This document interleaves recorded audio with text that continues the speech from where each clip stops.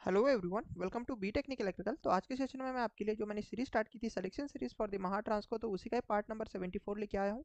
उम्मीद करता हूँ प्रीवियस सभी सेशन आपने देखे होंगे। जिन्होंने प्रीवियस सेशन नहीं देखे होंगे, काइंडली आप हमारे यूट्यूब चैनल पर गो थ्रू कीजिएगा। यहाँ पर आपको प्लेलिस्ट मिल जाएंगी जिसमें आपको प्रीवियस सभी के सभी सेशन मिल जाएंगे। साथ ही साथ अगर आप हमारा Telegram and WhatsApp group join कर लेते हो तो आपको प्रीवियस सभी सेशन के मिल जाएंगे PDF.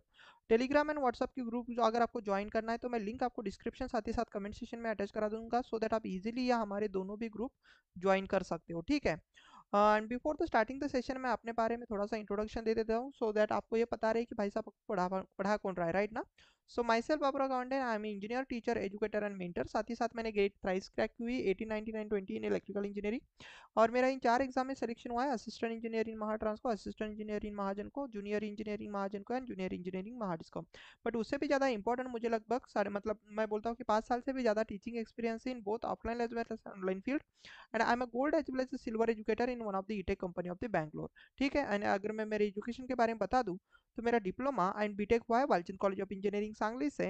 And currently I am working as an assistant engineer in Mahatransco in HPDC section. तो ये तो रहा मेरा एकदम शॉर्ट इंट्रोडक्शन। और आज हम देखेंगे बच्चों आपके लिए मतलब एक इंपॉर्टेंट टॉपिक जो कि पावर सिस्टम का है, वो है distribution system. Most of the coaching institute इस टॉपिक को अच्छे से पढ़ाते नहीं है, तो बट मैं ये कोशिश करूंगा कि अगर आप हमारी इस यूट्यूब चैनल का मतलब ये सेशन अगर आप देख लेते हो, बी टेक्निक का अगर आप ये सेशन देख लेते हो तो आपको कोई भी दिक्कत नहीं होगी, चाहे आप किसी भी एग्जाम के लिए प्रिपरेशन करो। ठीक है। तो उम्मीद करता हूं आप सेशन को एंड तक जरूर देखोगे, क्योंकि अगर आप सेशन को एंड तक जरूर देखोगे तो इसमें मैंने ना question as well as theory, मतलब पहले तो मैं थ्योरी पढ़ाऊंगा, उसके बाद सभी के सभी इससे रिलेटेड आए हुए क्वेश्चन मैं यहाँ पर ही कवर अप करा दूंगा, सो दैट आपका एक ही सिंगल सेशन में डिस्ट्रीब्यूशन जो सिस्टम है ये पूरा का पूरा ये टॉपिक ही आपका पावर सिस्टम का कवर अप हो जाए। ठीक है। आपको पीडीएफ मिल जाएंगे आफ्टर द सेशन हमारे टेलीग्राम एंड हमारे व्हाट्सएप ग्रुप पर। तो जिन्होंने चैनल ज्वाइन नहीं किया काइंडली ज्वाइन कर लेना। अगेन एक बार बता दूं कि इसकी लिंक मैं डिस्क्रिप्शन साथ ही साथ कमेंट सेक्शन में अटैच करा दूंगा। और जिन्होंने अभी तक हमारे यूट्यूब चैनल को सब्सक्राइब नहीं किया है काइंडली सब्सक्राइब कर दो, क्योंकि जितने भी मैं सेशन लेता हूँ बेसिकली वो कोई भी सेशन आप मिस ना करो। आप तो आपका ज़्यादा समय बर्बाद ना करते हुए आज हम देखेंगे बेसिकली फर्स्ट स्लाइड क्या है हमारी डिस्ट्रीब्यूशन सिस्टम की। तो देखो ये है। ठीक है। तो अगर आपको डिस्ट्रीब्यूशन सिस्टम समझनी है तो उससे पहले आपको पावर सिस्टम की ना एसएलडी समझना बहुत जरूरी है। मतलब एक नॉर्मली कि आपके घर तक बिजली आती कैसे, ये अगर समझ लोगे तो मैं आपको ये बेसिकली डिस्ट्रीब्यूशन सिस्टम पढ़ा पाऊंगा। जैसे कि हम जानते हैं कि हमारी जो पावर सिस्टम है 3 कैटेगरीज में बेसिकली डिवाइड की जाती है, जनरेशन, ट्रांसमिशन एंड डिस्ट्रीब्यूशन। तो पहली जो स्टेप है हमारी इलेक्ट्रिसिटी की मतलब पावर सिस्टम की, वो है बेटा इलेक्ट्रिसिटी जनरेशन। अब ये जनरेशन आपके पास हाइड्रो से हो, न्यूक्लियर से हो, थर्मल से हो, चाहे आपके पास सोलार से हो, किसी से भी आपके पास ये इलेक्ट्रिसिटी जनरेट कर सकते हो, किसी भी पावर प्लांट से, तो इसे हम पावर प्लांट बोलेंगे। और ये जो पावर प्लांट वाली जो एनर्जी है बेसिकली हम एक स्टेप अप ट्रांसफार्मर, नॉर्मली हम 11 केवी का जनरेशन करते हैं ना। तो जैसे कि आपको पता है कि अगर हम हाई वोल्टेज अगर यूज कर लेते तो हमें क्या मिलता है, फायदा मिलता है कि हमारे पास ट्रांसमिशन मतलब जो पावर ट्रांसमिट करनी होती है हम ज़्यादा से ज़्यादा ट्रांसफर कर पाते हैं। अगर जितना ज़्यादा हाई वोल्टेज उतना ज़्यादा हम पावर को ट्रांसफर कर सकते हैं। इसीलिए हम क्या करते हैं मतलब ज़्यादातर केस में 11 केवी का जनरेशन करेंगे, और पहला जो स्टेप अप वोल्टेज होता है वह ज़्यादातर केस में 132 किया जाता है। अब इस 132 को नॉर्मली हम ट्रांसमिशन वाला वोल्टेज बोलेंगे। इसकी पूरी डिटेल डायग्राम तो मैं बताऊंगा नहीं, बट ये 132 है। ऐसा समझ लो कि अगर हमें ज़रूरत पड़ी तो इसको हम बढ़ा भी देंगे, अदरवाइज हम 132 केवी ट्रांसफर करेंगे। तो ये जो पार्ट कहलाएगा, मतलब पहले तो जनरेशन हुआ 11 केवी का, आपके पास मैं ट्रांसमिशन की एक ही वोल्टेज ले रहा हूँ 132 केवी। इसके बहुत सारे वोल्टेज होते हैं, 220 केवी, 110 केवी, हमारे पास 66 केवी, देन 400 केवी, देन 765 केवी भी आपके पास होता है। एंड रिसेंटली हम बात कर रहे हैं कि मतलब अभी जो प्रोजेक्ट चल रहा है वो 1200 केवी का भी चल रहा है। तो ये सभी ट्रांसमिशन लेवल के वोल्टेजेस है। तो आप क्या करोगे आफ्टर द जनरेशन, मतलब इस टाइप ऑफ ट्रांसफार्मर के बाद आप ट्रांसमिशन करोगे, राइट। अब ये ट्रांसमिशन आपके पास होगा हाई वोल्टेज में, बट अगर हमें कंज्यूमर को सप्लाई देना है तो हम 132 केवी नहीं दे सकते है ना। तो हम इस ट्रांसमिशन वाले वोल्टेज को नॉर्मली 132 केवी का सबस्टेशन, मतलब यहाँ पर हमारे पास एक ट्रांसफार्मर होगा जो हमें ज़्यादातर केस में किस में कन्वर्ट करके देता है, या तो 66 केवी या तो हमारे पास 33 केवी हम कर सकते हैं। ठीक है ना। तो इस प्रकार से हम वोल्टेज का स्टेप डाउन करते हैं। एंड स्टेप डाउन करने के बाद ये होता है हमारा बेसिकली प्राइमरी डिस्ट्रीब्यूशन। ठीक है ना। तो ये प्राइमरी डिस्ट्रीब्यूशन होगा। देन डिस्ट्रीब्यूशन के बाद ये जो 33 केवी है, एग्जाम्पल के तौर पर मैं बता दूं, तो ये कन्वर्ट किया जाता है 11 किलो वोल्ट में। ठीक है ना। यस, ये किया जाएगा 11 किलो वोल्ट में। और ये 11 किलो वोल्ट इस स्टेप डाउन ट्रांसफार्मर से, इसे हम डिस्ट्रीब्यूशन ट्रांसफार्मर बोलते हैं, तो यहाँ पर ये 11 किलो वोल्ट बेसिकली हमारे पास 440 वोल्ट में हम कन्वर्ट करते हैं। जिस तरीके से हम सिंगल फेज सप्लाई हम हमारे रेसिडेंशियल कमर्स मतलब रेसिडेंशियल कंज्यूमर को हम दे सकते हैं। और अगर हमारे पास लार्ज कंज्यूमर है, जैसे कमर्शियल कंज्यूमर में industrial consumer, business consumer, malls, hospitals, ये सभी चीज़ें अगर हो गई, तो इन्हें नॉर्मली 11 केवी का सप्लाई लगता है, तो ये यहाँ पर हम ये वाला सप्लाई दे सकते हैं। ठीक है, तो इस प्रकार से हम इनको ये सप्लाई देंगे। तो मतलब हमने पहले क्या किया, जनरेशन 11 केवी में स्टेप अप ट्रांसफार्मर यूज करके सपोज मैंने एक ही वोल्टेज लिए ट्रांसमिशन की 132 केवी, तो ये ट्रांसमिशन में आएगा। ट्रांसमिशन के बाद हमारे पास प्राइमरी डिस्ट्रीब्यूशन होगा। प्राइमरी डिस्ट्रीब्यूशन के बाद डिस्ट्रीब्यूशन यहाँ पर एक फिर से हमारे पास 33 केवी बाय 11 केवी का डिस्ट्रीब्यूशन वालों का सबस्टेशन होता है, जहां से हम ये बेसिकली स्टेप डाउन करके कंज्यूमर के हिसाब से इनको 11 केवी की जरूरत पड़ेगी। अगर मतलब लार्ज कंज्यूमर होगा, जैसे कि कमर्शियल एंड इंडस्ट्रियल कंज्यूमर होता है, तो उनको हम 11 केवी सप्लाई देते हैं। और अगर हमारे पास रेसिडेंशियल कंज्यूमर है, तो हमें वहाँ पर 220 वोल्ट सिंगल फेज एसी की जरूरत पड़ती है। तो हम क्या करेंगे, 11 केवी बटा हम 440 वोल्ट तक यहाँ पर बेसिकली 3 फेज में वोल्टेज कन्वर्ट कर लेते हैं। तो इस प्रकार से हमारी पावर सिस्टम वर्क करती है।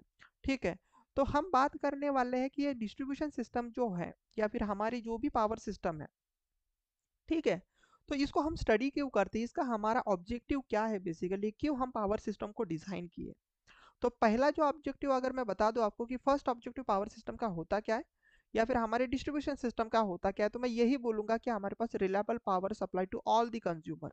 Yes, this is a right of each and every consumer of your India. Basically India क्या, मैं बोलूंगा पूरी कंट्री का ही एक राइट है, जैसे आपके फंडामेंटल राइट्स में भी ये एक राइट बन चुका है कि सभी कंज्यूमर को रिलायबल सप्लाई मिलना चाहिए। यस, अगर आप इलेक्ट्रिसिटी एक्ट पढ़ोगे तो इसमें से ये एक दिस इज अ फंडामेंटल, मैं बोलूंगा कि ये रूल माना जाता है कि ये राइट है किसी भी कंज्यूमर का कि उसको रिलायबल पावर सप्लाई मिलना चाहिए।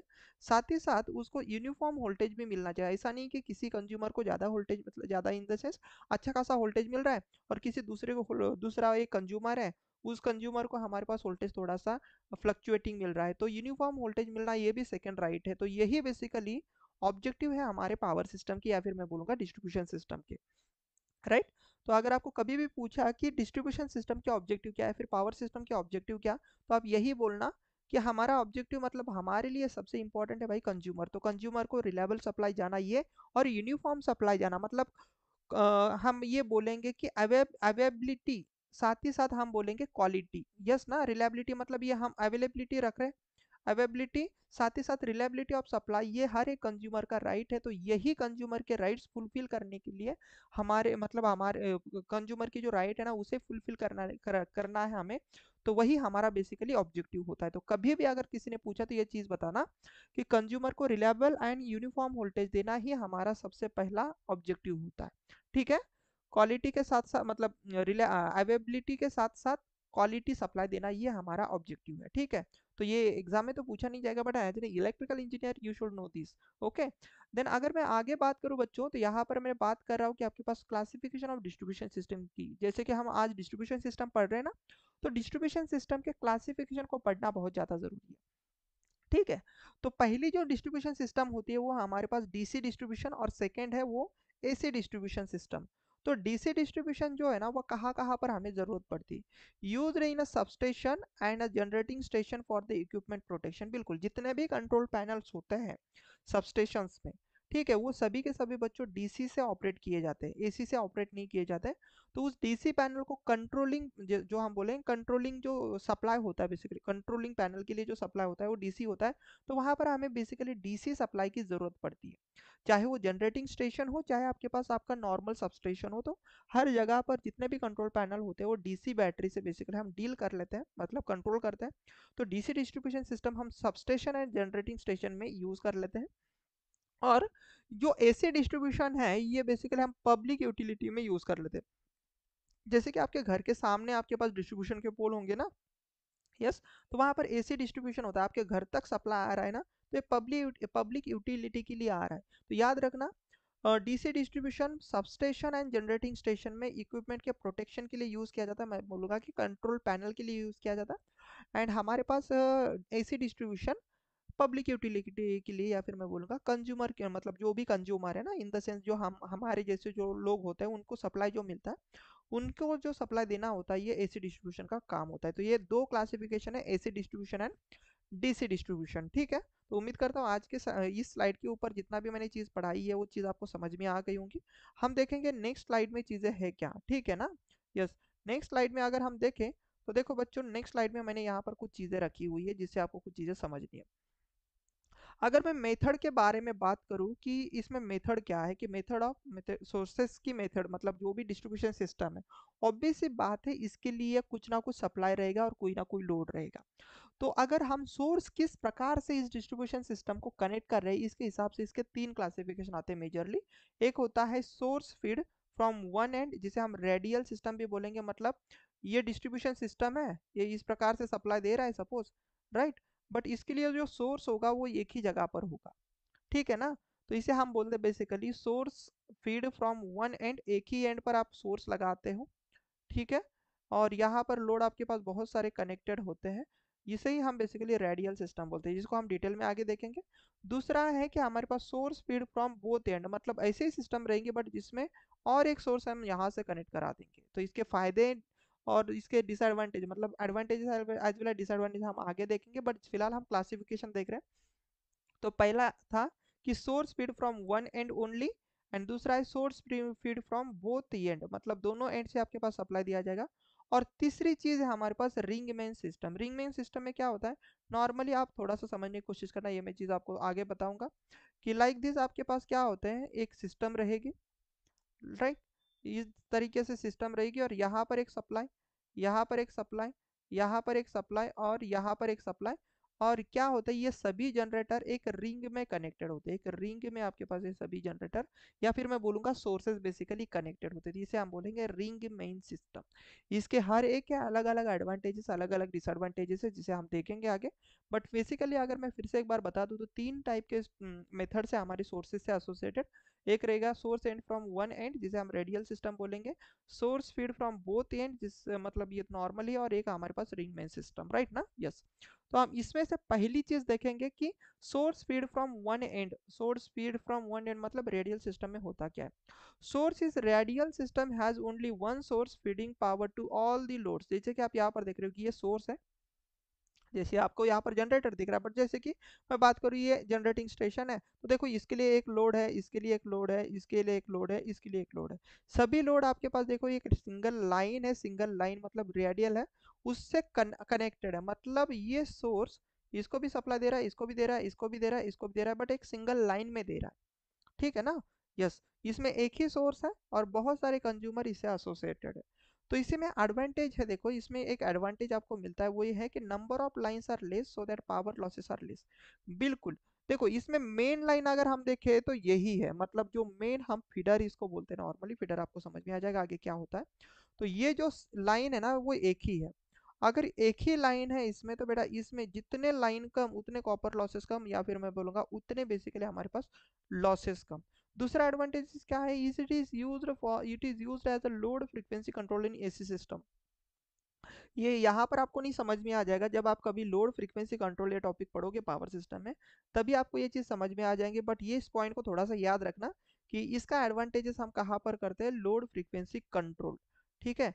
लोड फ्रीक्वेंसी कंट्रोल, अगर आपको मैं थोड़ा सा आइडिया दे दूं कि लोड फ्रीक्वेंसी कंट्रोल होता क्या है, कि लोड बढ़ने से फ्रीक्वेंसी आपके पास कम ज़्यादा होती रहती है, कि मतलब अगर लोड बढ़ेगा तो फ्रीक्वेंसी घटती है और लोड कम होगा तो फ्रीक्वेंसी बढ़ती है।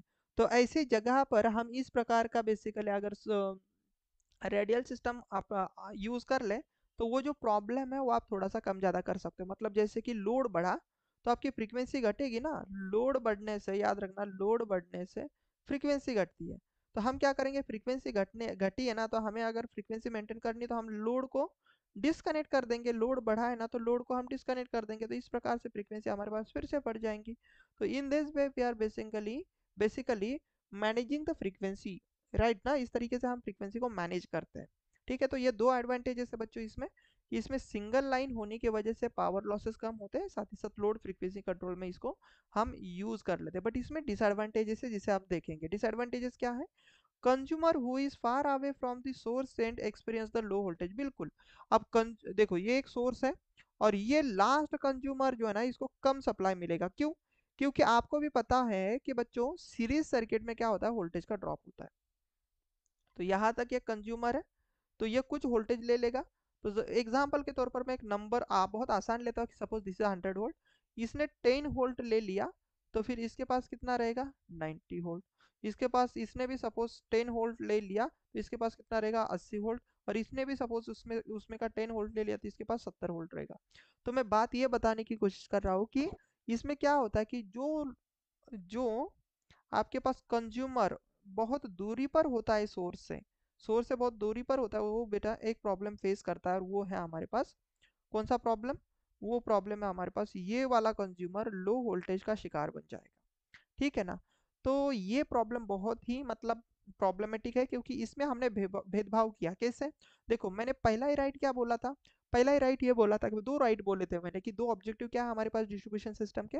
या तो ये एक तो सर रिलायबिलिटी ऑफ सप्लाई होना चाहिए, मतलब रिलायबल मतलब 2400 घंटे आपके पास सप्लाई होना चाहिए, ये भी एक कंज्यूमर का राइट है। और दूसरा हमने ऑब्जेक्टिव क्या देखा था कि क्वालिटी ऑफ द सप्लाई, सभी कंज्यूमर को सेम वोल्टेज जाना चाहिए। बट यहाँ पर तो प्रॉब्लम हुआ, इस वाले वोल्टेज को अच्छा खासा वोल्टेज मिल जाएगा because this is very near, मतलब close to the generating station, या फिर मैं बोलूंगा source, right? But this load, this consumer is far away from the source, तो ये हमारे पास बेसिकली लो वोल्टेज का शिकार बन जाएगा। तो this is not a good thing for us. तो ये डिसएडवांटेजेस होता है रेडियल सिस्टम में। साथ ही साथ अगर मैं बात करूं, देखो बच्चों, इसमें एक ही सोर्स है, और वो ये है कि अगर इसकी रिलायबिलिटी की मैं बात करूं, किसी रीजन वाइज अगर हमारा ये सोर्स हो गया डिस्कनेक्ट, कोई भी रीजन हो जाए, तो हमारे सभी के सभी घर के सभी जो कंज्यूमर है, वो सभी के सभी इलेक्ट्रिसिटी इनको नहीं मिलेगी, है ना? तो रिलायबिलिटी आपके पास मेंटेन नहीं होगी अगर हमारे सोर्स में कोई प्रॉब्लम आता है तो। ठीक है? तो इसका एडवांटेजेस डिसएडवांटेजेस यही चीज़ें नॉर्मली पूछी जाती है, इसमें ज़्यादा कुछ चीज़ें पूछी नहीं जाती। तो हमने एडवांटेजेस देखा कि सर इसमें पावर लॉसेस कम होता है, साथ ही साथ लोड फ्रीक्वेंसी कंट्रोल में हम इसको यूज़ कर लेते हैं। और मैं आपको बता दूं कि सबसे आसान, ये भी एक एडवांटेज आप बोल सकते हो कि सबसे आसान डिज़ाइन करने के लिए रेडियल सिस्टम होती है और सबसे कम खर्चे वाली होती है। तो ये अगर आप ऐड करना चाहो तो ऐड कर सकते हो, इसमें कॉस्ट भी कम लगती है क्योंकि आपके पास फीडर कम है, राइट? और ये आसान भी है क्योंकि इसमें कुछ नहीं है, एक सिंगल फीडर ले लो, उसके ऊपर लोड लगा दो। तो अगर मैं इसके वजह से डिजाइनिंग पॉइंट ऑफ व्यू से बता दूं, तो रेडियल सिस्टम बेस्ट है। यस, साथ ही साथ पैसे वाइज भी इसका बेटा कम थोड़ा खर्चा है, इसमें पावर लॉसेस भी कम होते हैं और लोड फ्रीक्वेंसी कंट्रोल में भी ये यूज होता है। तो ये आसान चीज़ है, सब बहुत सारे एडवांटेज है। बट मेजर डिसएडवांटेज ये है कि भाई साहब ये लो वोल्टेज का शिकार बन जाता है। दूसरी चीज़, सोर्सेज में कोई प्रॉब्लम आ गया तो ये यहाँ पर रिलायबिलिटी ही मेंटेन नहीं रख पाएगा। ठीक है ना? तो ये हमारे पास एडवांटेजेस डिसएडवांटेजेस हुए रेडियल सिस्टम के। उम्मीद करता हूँ रेडियल सिस्टम समझ में आ गया होगा। चलो देख लेते हैं कि हमारे पास नेक्स्ट चीज़ है क्या। तो हम नेक्स्ट चीज़ पढ़ने से पहले, मतलब हम source speed from both end end ring main system पढ़ने से पहले हम एक थोड़ी सी कंसेप्ट पढ़ लेते हैं। That concept is nothing but this thing. बहुत सारे लोग ना पूरा इंजीनियरिंग कर लेते हैं but they don't know what is mean by the feeder, what is mean by the distributor and what is mean by the serviceman. तो इस चीज को मैं ना समझाने के लिए बहुत प्यारी प्यारी डायग्राम यहाँ पर बनाया हूँ, जिससे आप समझ सकते हो। ठीक है ना? जिससे आप ये समझ सकते हो कि लेट सपोज ये हमारे पास कोई XYZ गर्ल है। ठीक है? ये इनका एक घर है। ठीक है? इनके घर पर अगर इलेक्ट्रिसिटी का कनेक्शन चाहिए, तो इसके कनेक्शन को अगर हम अपोजिट में ट्रेस करें, तो किस प्रकार से आप ट्रेस कर सकते हो? देखो, इनके घर के बाहर यहाँ पर रहेगा एनर्जी मीटर। एनर्जी मीटर के लिए होता है केबल। ठीक है ना? अब ये जो केबल रहेगा, क्योंकि एनर्जी मीटर आप ना सीधा मतलब डिस्ट्रीब्यूटर से कनेक्ट करके नहीं लाओगे, मतलब जो भी आपके पास इलेक्ट्रिसिटी होगी ना, उसे आप सीधा सीधा तार से सप्लाई आपके एनर्जी मीटर तक नहीं ला सकते। वहां पर आप क्या लगता है, वो केबल से लाते हो। तो ये केबल आप कहाँ पर कनेक्ट करते हो? बेसिकली आपके घर में कभी देखा होगा आपने, तो एक फेज और एक न्यूट्रल के बीच में ये केबल आपके पास इस तरीके से कनेक्टेड होता है, और आपके घर में ये सप्लाई मिलेगा, है ना? तो इस प्रकार से आपके घर में सप्लाई आता है, बट उससे आगे हम और जाएंगे। तो याद रखना, ये जो 3 लाइन वाली चीज है आपने कभी देखा होगा, तो इस प्रकार से भी होता है, या फिर इस प्रकार से भी आपके पास पोल होते हैं बाहर, घर के बाहर। ठीक है? तो वहां से आपको सप्लाई मिलता है, तो उससे बेटा बोलते हैं हम डिस्ट्रीब्यूटर। मतलब इस प्रकार की चीज अगर कहीं पर आपको दिखेगी, या तो मैं बोलूंगा ये इन 3 4 5 ऐसे वायर्स होते हैं ना, तो यहाँ से आप कनेक्शन लेते हो, तो इसे बोला जाता है बेसिकली अ डिस्ट्रीब्यूटर। ठीक है? जहां पर कितने का होल्ट रहेगा, अगर मैं डिस्ट्रीब्यूटर की बात करूं, तो बेटा ये 3 फेज 4 वायर होता है। और वोल्टेज की बात करूं तो 440 वोल्ट लाइन वोल्टेज होता है, फेज वोल्ट की बात करूँ तो अमूमन हम 230 वोल्ट फेज वोल्ट की बात कर लेते हैं, ठीक है ना। तो इतना वोल्टेज हमें डिस्ट्रीब्यूटर मिलता है। 3 फेज 4 वायर इंपॉर्टेंट है, ये क्वेश्चन पूछा जाता है कि डिस्ट्रीब्यूटर में वायर कितने होते हैं और फेज कितने हैं। तो 3 फेज 4 वायर का डिस्ट्रीब्यूटर होता है, ठीक है। और सर्विस में ये जो है बेसिकली केबल है जो कि डिस्ट्रीब्यूटर एंड कंज्यूमर का टर्मिनल कनेक्ट करते हैं, तो ये भी इंपॉर्टेंट चीज है, ठीक है। सर्विस में कहाँ पर एग्जिस्ट करता है, आपके डिस्ट्रीब्यूटर एंड कंज्यूमर के बीच में। बट आगे अगर मैं बात करूं बच्चों, ये जो डिस्ट्रीब्यूटर है इसके लिए भी तो कुछ ना कुछ सप्लाई मिलेगा। तो इसके लिए देखो आपके गांव गली कहाँ पर भी आप देखोगे तो ये पोल माउंटेड आपके पास सबस्टेशन होता है, राइट ना, डबल पोल के ऊपर। इस प्रकार से 3 फेज वाला ट्रांसफार्मर होता है जिसे आप देखते हो, यहाँ से कनेक्शन मिलकर आपके पास इस डिस्ट्रीब्यूटर को मिलता है, राइट ना। तो इसे हम बोलते हैं डिस्ट्रीब्यूशन ट्रांसफार्मर। क्या बोलते हैं, डिस्ट्रीब्यूशन ट्रांसफार्मर। मतलब अगर आपको कभी पूछा कि डिस्ट्रीब्यूटर के लिए सप्लाई कहाँ से मिलता है तो आप बोलोगे डिस्ट्रीब्यूशन ट्रांसफार्मर। और डिस्ट्रीब्यूशन में मैं बता दूं, डिस्ट्रीब्यूशन में बड़ा सबसे ज्यादा कॉस्ट, सबसे मेजर कॉस्ट अगर मैं बता दूं तो डिस्ट्रीब्यूशन ट्रांसफार्मर की होती है, बाकी सभी चीजें सस्ती होती है, ठीक है ना। यस, तो डिस्ट्रीब्यूशन ट्रांसफार्मर महंगा होता है। डिस्ट्रीब्यूशन ट्रांसफार्मर नॉर्मली नॉर्मली क्या 11 kV बाय 440 वोल्ट का ही होता है, ठीक है। जो आप अगर आपके घर के साइड में कहीं पर देखोगे तो 2 पोल के वहां पर वो रखा जाता है, तो उसे बोलते हैं हम डिस्ट्रीब्यूशन ट्रांसफार्मर। उसकी कॉस्ट सबसे ज्यादा होती है डिस्ट्रीब्यूशन में, मतलब डिस्ट्रीब्यूशन सिस्टम में सबसे ज्यादा कॉस्ट इसी की रहेगी। बट ये जो डिस्ट्रीब्यूशन ट्रांसफार्मर है उसके लिए भी तो कहाँ से ना कहाँ से सप्लाई आएगा। तो आपने अगर बहुत गौर से देखा होगा तो बेटा इसके ऊपर इस प्रकार का सप्लाई मिलता है ना। Late me use the different colour. तो ये जो दिख रहा है आपके पास ये, तो इसका सप्लाई बेटा इस प्रकार से आता है ना, आपने कभी देखा होगा तो। और इसका आउटपुट आपको मिलता है, तो ये कहलाता है बेटा आपके पास फीडर, ठीक है ना। ये क्या कहलाता है आपके पास, फीडर कहलाता है, ठीक है। अब फीडर का वोल्टेज मैंने यहाँ पर रखा हुआ है, ठीक है। फीडर का वोल्टेज मैंने यहाँ पर रखा हुआ है, तो फीडर का वोल्टेज कितना है, 33 के भी हो सकता है, 33 का भी फीडर होता है और 11 kV का भी एलटी फीडर होता है। एक एलटी फीडर रहेगा, एक एलवी फीडर रहेगा। तो इसमें ना ये 11 kV का एक फीडर है। तो अभी मैं दिखा रहा हूँ कि जिसलिए तो मैं बोल रहा हूँ कि इसको इनपुट जो दिया गया है वो 11 kV आउटपुट दे रहा है, देखो 440, ठीक है ना। तो ये कहलाता है फीडर। ये है distributor, distribution transformer. Distribution transformer के बाद डिस्ट्रीब्यूटर देन सर्विस में, ठीक है। चलो आगे इसमें और भी चीज समझ लेते बेटा कि जो फीडर होता है, जैसे कि मैंने बात की कि डिस्ट्रीब्यूटर की, this is a 3 phase 4 wire ना। तो कभी अगर आपको फीडर पूछा तो फीडर आपका होता है 3 फेज 3 वायर, ठीक है। 3 फेज 3 वायर। और वेरी इंपॉर्टेंट थिंग, आपके पास नॉर्मली कभी भी डिस्ट्रीब्यूशन ट्रांसफार्मर का कनेक्शन पूछा तो ये होता है बेटा प्राइमरी होता है डेल्टा, सेकेंडरी होता है स्टार, क्योंकि आपको न्यूट्रल की जरूरत पड़ती है। तो आपको 4 वायर चाहिए ना, तो 1 2 3 फेज के और एक न्यूट्रल का, तो 4 वायर। और इधर से 3 ही वायर रहेंगे, तो ये आपके पास डेल्टा स्टार में कनेक्टेड होता है, हमेशा याद रखना डिस्ट्रीब्यूशन ट्रांसफार्मर, ठीक है, डेल्टा स्टार में, बिल्कुल। यस। अब हम यहाँ पर कुछ इंपॉर्टेंट बात कर लेते हैं जिससे रिलेटेड कुछ कभी कभार पर क्वेश्चन आते हैं। जैसे कि फीडर जो है नॉर्मली 33 या तो 11 kV का होता है। मैंने अभी अभी बोला कि फीडर आपके पास 33 का भी हो सकता है या तो 11 kV का भी हो सकता है। अगर जब भी आप फीडर डिजाइन करोगे बच्चों, तो फीडर के ऊपर टैपिंग नहीं होती, no tapping on the feeder. Feeder के ऊपर कोई बिजली की चोरी नहीं कर सकता। आपने कभी अगर गौर से फरमाया होगा ना, मतलब गांव की तरफ देखा होगा, तो कोई भी बंदा यहाँ से बिजली की चोरी नहीं करता है ना। अगर यहाँ से बिजली की चोरी करेगा तो उसके किसी काम की नहीं रहेगी। क्यों, क्योंकि बेटा ये अगर वो घर में लेके जाएगा तो घर में हो जाएगा बहुत बड़ा धमाका, ठीक है ना। क्योंकि उसके सभी इक्विपमेंट नॉर्मली 230 वोल्ट के लिए डिजाइन होते हैं घर के। अगर उसको अगर आप 11 kV या तो 33 kV दोगे तो फिर आपका घर ही पूरा उड़ जाएगा, ठीक है ना। तो इस तरीके की चीजें हो सकती है, इसलिए कोई भी बंदा यहाँ से बिजली चोरी नहीं करता। बिजली की चोरी यहाँ से होती है, ठीक है ना, राइट। इलेक्ट्रिसिटी का थेफ्ट यहाँ से बेसिकली डिस्ट्रीब्यूटर से पकड़ा जाता है। आप यहाँ से कोई बिजली की चोरी करता ही नहीं। तो जब भी आप देखोगे कि आपके जो डिस्ट्रीब्यूशन वाले जो इंजीनियर्स लोग होते हैं ना, they are not worried about the feeder, they are basically worried about the distributor, क्योंकि यहाँ पर इलेक्ट्रिसिटी की चोरी होती है, ठीक है। अब इसकी बस उनको रिलायबिलिटी रखनी होती है, बट इसकी रिलायबिलिटी के साथ साथ इसकी केयर भी करनी होती है कि कोई चोरी भी तो नहीं कर रहा बिजली, ये भी उनको देखना पड़ता है, ठीक है ना। यस। तो याद रखो कि फीडर आपके पास 33 kV या तो 11 kV का होता है, जो कि जब भी इसमें फीडर में टैपिंग नहीं होती तो इसमें करंट बेटा सेम रहेगा। तो इसीलिए जब भी हम इसको डिजाइन करेंगे तो करंट रेटिंग को ध्यान में रख के हम फीडर को डिजाइन करते हैं। There is no tapping in a feeder. Feeder पर कोई भी किसी भी प्रकार की टैपिंग नहीं होती है, राइट। तो फीडर समझ में आ गया। नेक्स्ट है हमारे पास डिस्ट्रीब्यूटर, जैसे कि फीडर के बाद डिस्ट्रीब्यूशन ट्रांसफार्मर के बाद क्या होता है डिस्ट्रीब्यूटर। तो डिस्ट्रीब्यूशन आपके पास 440 वोल्ट या तो 230 वोल्ट का हमारे पास होता है। अब ये हम बात करें तो ये फेज वोल्टेज की बात कर रहा हूँ और ये लाइन वोल्टेज की बात कर रहा हूँ।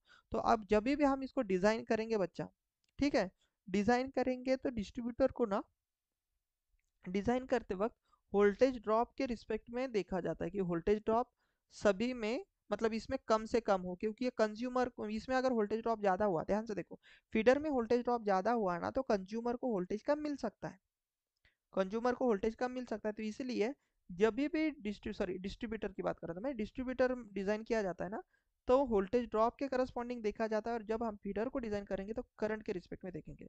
वैसे ही चीज है हमारे पास। नेक्स्ट चीज केबल, जिसे हम सर्विसमैन बोलते हैं ना, ये एनर्जी मीटर एंड डिस्ट्रीब्यूटर के बीच में जो केबल होता है, आपका एनर्जी मीटर आप देख लेना घर के बाहर जाकर, वहां से जो कनेक्शन आपके इलेक्ट्रिसिटी पोल के तरफ है, तो उसे बोलते हैं बेटा, उस केबल को बोलते हैं सर्विसमैन। तो ये 230 वोल्ट का नॉर्मली होता है। इसको डिजाइन करते वक्त हम इंसुलेशन लेवल देख लेते हैं, और इंसुलेशन लेवल भी क्योंकि केबल हम डिजाइन करते हैं ना वहां पर, इंसुलेशन लेवल भी वोल्टेज रेटिंग से ही डिसाइड होता है। Got it? ठीक है। अब उससे उसके बाद मैंने यहाँ पर 2 पॉइंट रखे, नोट पॉइंट, कि serviceman connect the distributor and consumer terminal. बिल्कुल, सर्विसमैन किसको कनेक्ट कर रहा है, डिस्ट्रीब्यूटर एंड कंज्यूमर का टर्मिनल। और अगर आपको यही क्वेश्चन फीडर के लिए पूछा जाए तो feeder will connect the distribution transformer to the nearest 33 kV transformer normally. तो ये डिस्ट्रीब्यूशन ट्रांसफार्मर, और इसको भी कहीं ना कहीं 33 केवी के सबस्टेशन से ही तो सप्लाई आया होगा ना, क्योंकि 33 केवी बटे 11 हुआ है। तो जो फीडर होता है, जो फीडर होता है वो distributor, distribution transformer and nearest 33 kV substation के बीच में ये चीज होती है। साथ ही साथ अगर मैं फीडर की बात करूं तो फीडर बेटा आपके पास 66 केवी से लेके 33 केवी के बीच में भी होता है, याद रखना, ठीक है। तो ये भी एक चीज थोड़ी सी समझ लो कि there are basically two feeder corresponding to, one is a 33 kilo volt और एक रहेगा 11 किलो वोल्ट। ठीक है, तो ये चीज हमें समझ में आ गई। यस। अब इसको याद रखने का तरीका मैं आपको बताता हूँ कि इसको आप ना लाइफ टाइम कभी भूलोगे नहीं, कि जो फीडर है वो किसके हिसाब से हम डिजाइन करते हैं और डिस्ट्रीब्यूटर किस पैरामीटर के रिस्पेक्ट में हम डिजाइन करते हैं। तो डिस्ट्रीब्यूटर में अगर आप देखोगे तो डिस्ट्रीब्यूटर में डी याद रखो और उससे वोल्टेज ड्रॉप। तो इसको इसमें से मैंने क्या किया, डिस्ट्रीब्यूटर लिखो, आगे वोल्टेज ड्रॉप लिखो। तो इसमें देखो मैंने डी लिया, यहाँ से वी लिया, यहाँ से डी लिया। तो मैंने क्या किया कि यहाँ के लिए शॉर्टकट क्या बनाई, डीवीडी। आपने कभी बचपन में देखा होगा, देखो बचपन में डीवीडी प्लेयर हुआ करते थे, राइट ना। तो अगर आपको वो नाम याद है डीवीडी, तो आप डीवीडी से क्या याद कर सकते हो, डीवीडी से आप याद कर सकते हो डिस्ट्रीब्यूटर का डी, वोल्टेज ड्रॉप का वी और ड्रॉप का डी। तो डिस्ट्रीब्यूटर वोल्टेज ड्रॉप्स के रिस्पेक्ट में डिजाइन किया जाता है। Got it? Distributor voltage drop के बीच में आपके पास डिजाइन किया जाता है, वोल्टेज ड्रॉप के करस्पॉन्डिंग, राइट। और फीडर के लिए मैंने ट्रिक क्या दिया, देखिए देखो, फीडर में एफ उठाया और वो करंट रेटिंग से बेसिकली डिजाइन किया जाता है। तो आप कभी पुणे गए होंगे तो there is one famous road that is nothing but FC road, right ना। तो पुणे से मुझे पता है कि सभी बच्चे तो बेसिकली महाराष्ट्र से बिलोंग करते हैं, और कभी ना कभी लाइफ में तो एक बार आप ना पुणे तो गए ही होंगे, राइट ना। यस। तो वहां पर बच्चा एफसी रोड का नाम आपने भी सुना होगा, तो एफसी रोड से आप याद कर सकते हो feeder for current rating. You can remember like this, so life time आप कभी भूलोगे नहीं, ठीक है ना। तो this is a trick, basically concept तो मैंने यहाँ पर बता दिया है, बट ये ट्रिक है। Voltage drop, sorry, distributor voltage drop से डिजाइन किया जाए तो हम डीवीडी याद करेंगे, और फीडर करंट रेटिंग से तो हम एफसी रोड याद करेंगे, ठीक है जी। आगे बढ़ लेते हैं कि आगे चीज है क्या। यस। ये चीज इतनी इंपॉर्टेंट नहीं है, बट थोड़ा बहुत समझ लो क्योंकि इसमें ज्यादा कुछ चीजें है नहीं। यस। अब देखो बच्चा, यहाँ पर डीसी डिस्ट्रीब्यूशन सिस्टम की मैं बात कर रहा हूँ। तो डीसी डिस्ट्रीब्यूशन सिस्टम हम बेसिकली कहाँ कहाँ पर यूज कर लेते हैं, जैसे कि मेरे पास कंट्रोल पैनल में क्या है, बहुत सारे रिले कंट्रोल पैनल से मैं ऑपरेट कर रहा हूँ बहुत सारे सर्किट ब्रेकर्स। और सर्किट ब्रेकर को ऑपरेट कराने के लिए क्या होता है, हमारे पास मोटर्स होती है, M1 M2 M3, 3 मोटर है सपोज हमारे पास। जस्ट थोड़ा सा समझ लो, ये इतना इंपॉर्टेंट खास है ही नहीं, बस थोड़ा ध्यान से देख लो कि मैं उन मोटर को ऑपरेट करा रहा हूँ हमारे पास 220 वोल्ट डीसी से, और इन सभी को मैं पैरेलल में कनेक्ट कराऊंगा। अब इसको ऑपरेट कैसे किया जाता है रिलेज के हिसाब से सभी चीजें हम देखेंगे, बट अगर मैं कनेक्शन वाइज देखूँ तो पूरी लेंथ अगर मैं केबल की बात करूँ, ये पूरी लेंथ अगर मैं केबल की बात करूँ that is L. Section wise मैं बात करूँ कि पहली मोटर एंड सप्लाई से अगर मैं बात करूँ तो दिस इज L1 डिस्टेंस, और ये दो मोटर के बीच में जो डिस्टेंस है केबल का वो L2 है, और ये सपोज हमारे पास L3 है। ठीक है, तो तीन हमारे पास सेक्शन है केबल के, तो L1 L2 L3 टोटल अगर एडिशन करा दूंगा तो टोटल मुझे लेंथ ऑफ दी क्या मिल जाएगा बच्चों, लेंथ हमें मिल जाएगी, ठीक है ना। यस, किसकी, केबल की। अब इसमें ध्यान से देखना कि हमें पता है कि केबल का जो रेजिस्टेंस है वो लेंथ के हिसाब से कम ज़्यादा होता रहता है, ठीक है ना। केबल इंसुलेशन रेजिस्टेंस हमारे पास क्या होता है कि केबल के लेंथ के लिए इन्वर्सली प्रोपोर्शनल होता है। अगर आपने कल का सेशन अगर देखा होगा तो ये चीज़ समझ सकते हो आप, ठीक है। तो अब मैं क्या कर रहा हूँ, ध्यान से देखो कि मैं बात कर रहा हूँ कि ये जो कंडक्टर है इसको मैं सिंगल कंडक्टर बोलता हूँ, इसका रेजिस्टेंस आर है, और ये जो कंडक्टर है उसी हिसाब से इसका भी रेजिस्टेंस कितना आ जाएगा, आर आ जाएगा। तो अगर मुझे टोटल इस पूरे लूप का अगर रेजिस्टेंस चाहिए तो मुझे बताओ, ये रेजिस्टेंस प्लस ये रेजिस्टेंस कितना हो जाएगा, टोटल आर इक्विवेलेंट कितना हो जाएगा। तो आप बोलोगे सर आर इक्विवेलेंट हो जाएगा R plus R, that is nothing but 2R, ठीक है। तो यहाँ पर आप बात कर लेना कि R is nothing but resistance of each conductor, इस अकेले कंडक्टर का एक रेजिस्टेंस आर है, जो कि हम ओहम पर मीटर भी बोल सकते हैं, ठीक है। क्योंकि मीटर पर क्यों बोला मैंने, नॉर्मल रेजिस्टेंस क्यों नहीं बोला, क्योंकि बेटा ये जो रेजिस्टेंस है लेंथ पर भी तो डिपेंड है ना, राइट। ये जो रेजिस्टेंस है ये कंडक्टर का रेजिस्टेंस याद रखना, this is not insulation resistance की मैं बात कर रहा हूँ, ये कंडक्टर के रेजिस्टेंस की बात कर रहा हूँ। तो कंडक्टर का रेजिस्टेंस लेंथ पर सीधा सीधा प्रोपोर्शनल होता है, क्योंकि R is equal to rho L by A. तो जितनी लेंथ बढ़ेगी केबल की उतना कंडक्टर का रेजिस्टेंस बढ़ेगा, तो इतने लेंथ के लिए इतना रेजिस्टेंस, तो मैं पर मीटर के हिसाब से ये बोल रहा हूँ।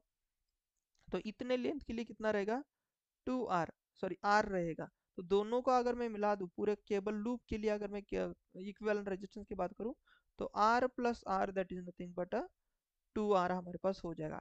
तो रेजिस्टेंस ऑफ द पूरे डिस्ट्रीब्यूटर की, क्योंकि ये और ये मिलकर ही तो डिस्ट्रीब्यूटर बनेगा ना, तो डिस्ट्रीब्यूटर या तो लूप का रेजिस्टेंस कितना आ जाएगा, 2R, ठीक है। यस, अब इसको हम कैसे देखेंगे, देखो इसमें हम और एक चीज समझ लेते हैं कि सपोज R1 की मैं बात कर रहा हूँ, only this one is my R1, so let us consider कि सर क्या बताने की कोशिश कर रहे हैं। देखो बच्चों, इतना पोर्शन में R1 की बात कर रहा हूँ, ठीक है, इतने पोर्शन में R1 की बात कर रहा हूँ, तो इतने समय हमारे पास रेजिस्टेंस कितना होगा। तो आप बोलोगे सर पर मीटर के लिए आपने R1 की बात की ना, 1 मीटर के लिए R1 का रेजिस्टेंस है। अभी मैंने पहली बार सपोज ऐसे समझ लो, ये पूरा मैंने ये जो लेंथ था 1 मीटर लिया था। अब इसमें ऐसा होगा क्या कि ये 1 ही मीटर होगा, नहीं। अब इसमें ये चीज थोड़ी सी प्यार से समझ जाओ कि सर इसमें ऐसा मैं बात करूं कि दिस इज 100 मीटर का लेंथ है पूरा, थोड़ा प्यार से देखना, 100 मीटर का लेंथ है। 100 के हिसाब से मैं बोलूँगा कि इसको हम ना क्या करेंगे, 90 करेंगे, सो दैट ये चीज़ समझने में आसानी है। 90 मीटर का लेंथ है, तो 90 मीटर का लेंथ है सपोज, तो इसमें पर मीटर के लिए मतलब 1 मीटर के लिए आर रेजिस्टेंस है, 1 मीटर के लिए आर, दूसरे रेजिस्टेंस के लिए आपके पास आर रेजिस्टेंस, तीसरे मीटर के लिए आर रेजिस्टेंस, ठीक है। ऐसा करते करते ये सिलसिला चलेगा। इसको अगर मैं 3 सेक्शन में बांटूँ तो ये 30 मीटर हो जाएगा, ठीक है, 30 मीटर, ठीक है। तो अगर मैं इतने पूरे रेजिस्टेंस को बोलता हूँ R1, तो आप इसको कैसे निकालोगे, देखो सर आप इसमें बोलोगे सर आर 1 मीटर के लिए, तो सबसे पहले आर लोगे मल्टीप्लाई बाय कितना मीटर है ये 30 मीटर, मतलब हम इसमें L1 की लेंथ बोले तो L1, ठीक है। ठीक है, इतनी चीज समझ में आ गई। बट ये सम चीज इसके लिए भी तो आपके पास फिर से रिपीट होगी, तो क्या नहीं से सर इसको मुझे 2 से मल्टीप्लाई करना पड़ेगा। इसीलिए अगर मैं सेक्शन 1 के लिए ध्यान से देखो, एक बार फिर से समझाता हूँ, सेक्शन 1 के लिए इसमें पर मीटर लेंथ की बात करूं तो रेजिस्टेंस आपके पास कितना होगा, तो R1 डैश होगा सपोज, और वैसे ही हमारे पास इस लूप के इसके लिए रेजिस्टेंस कितना होगा, R2 डैश होगा, सॉरी R2 डैश नहीं, R1 double dash, R1 suppose double dash. और अगर मुझे टोटल R1 चाहिए तो आप क्या बोलोगे sir, R1 dash plus R1 double dash. थोड़ा ध्यान से देखना, तो R1 डैश कितना बनेगा, इसके लिए लेंथ कितनी थी, लेंथ L1 थी, तो आप क्या करोगे, पहले तो sir length R, sorry resistance R उतने के लिए पर मीटर की बात कर रहा हूँ, और मल्टीप्लाई बाई L करेंगे, ठीक है।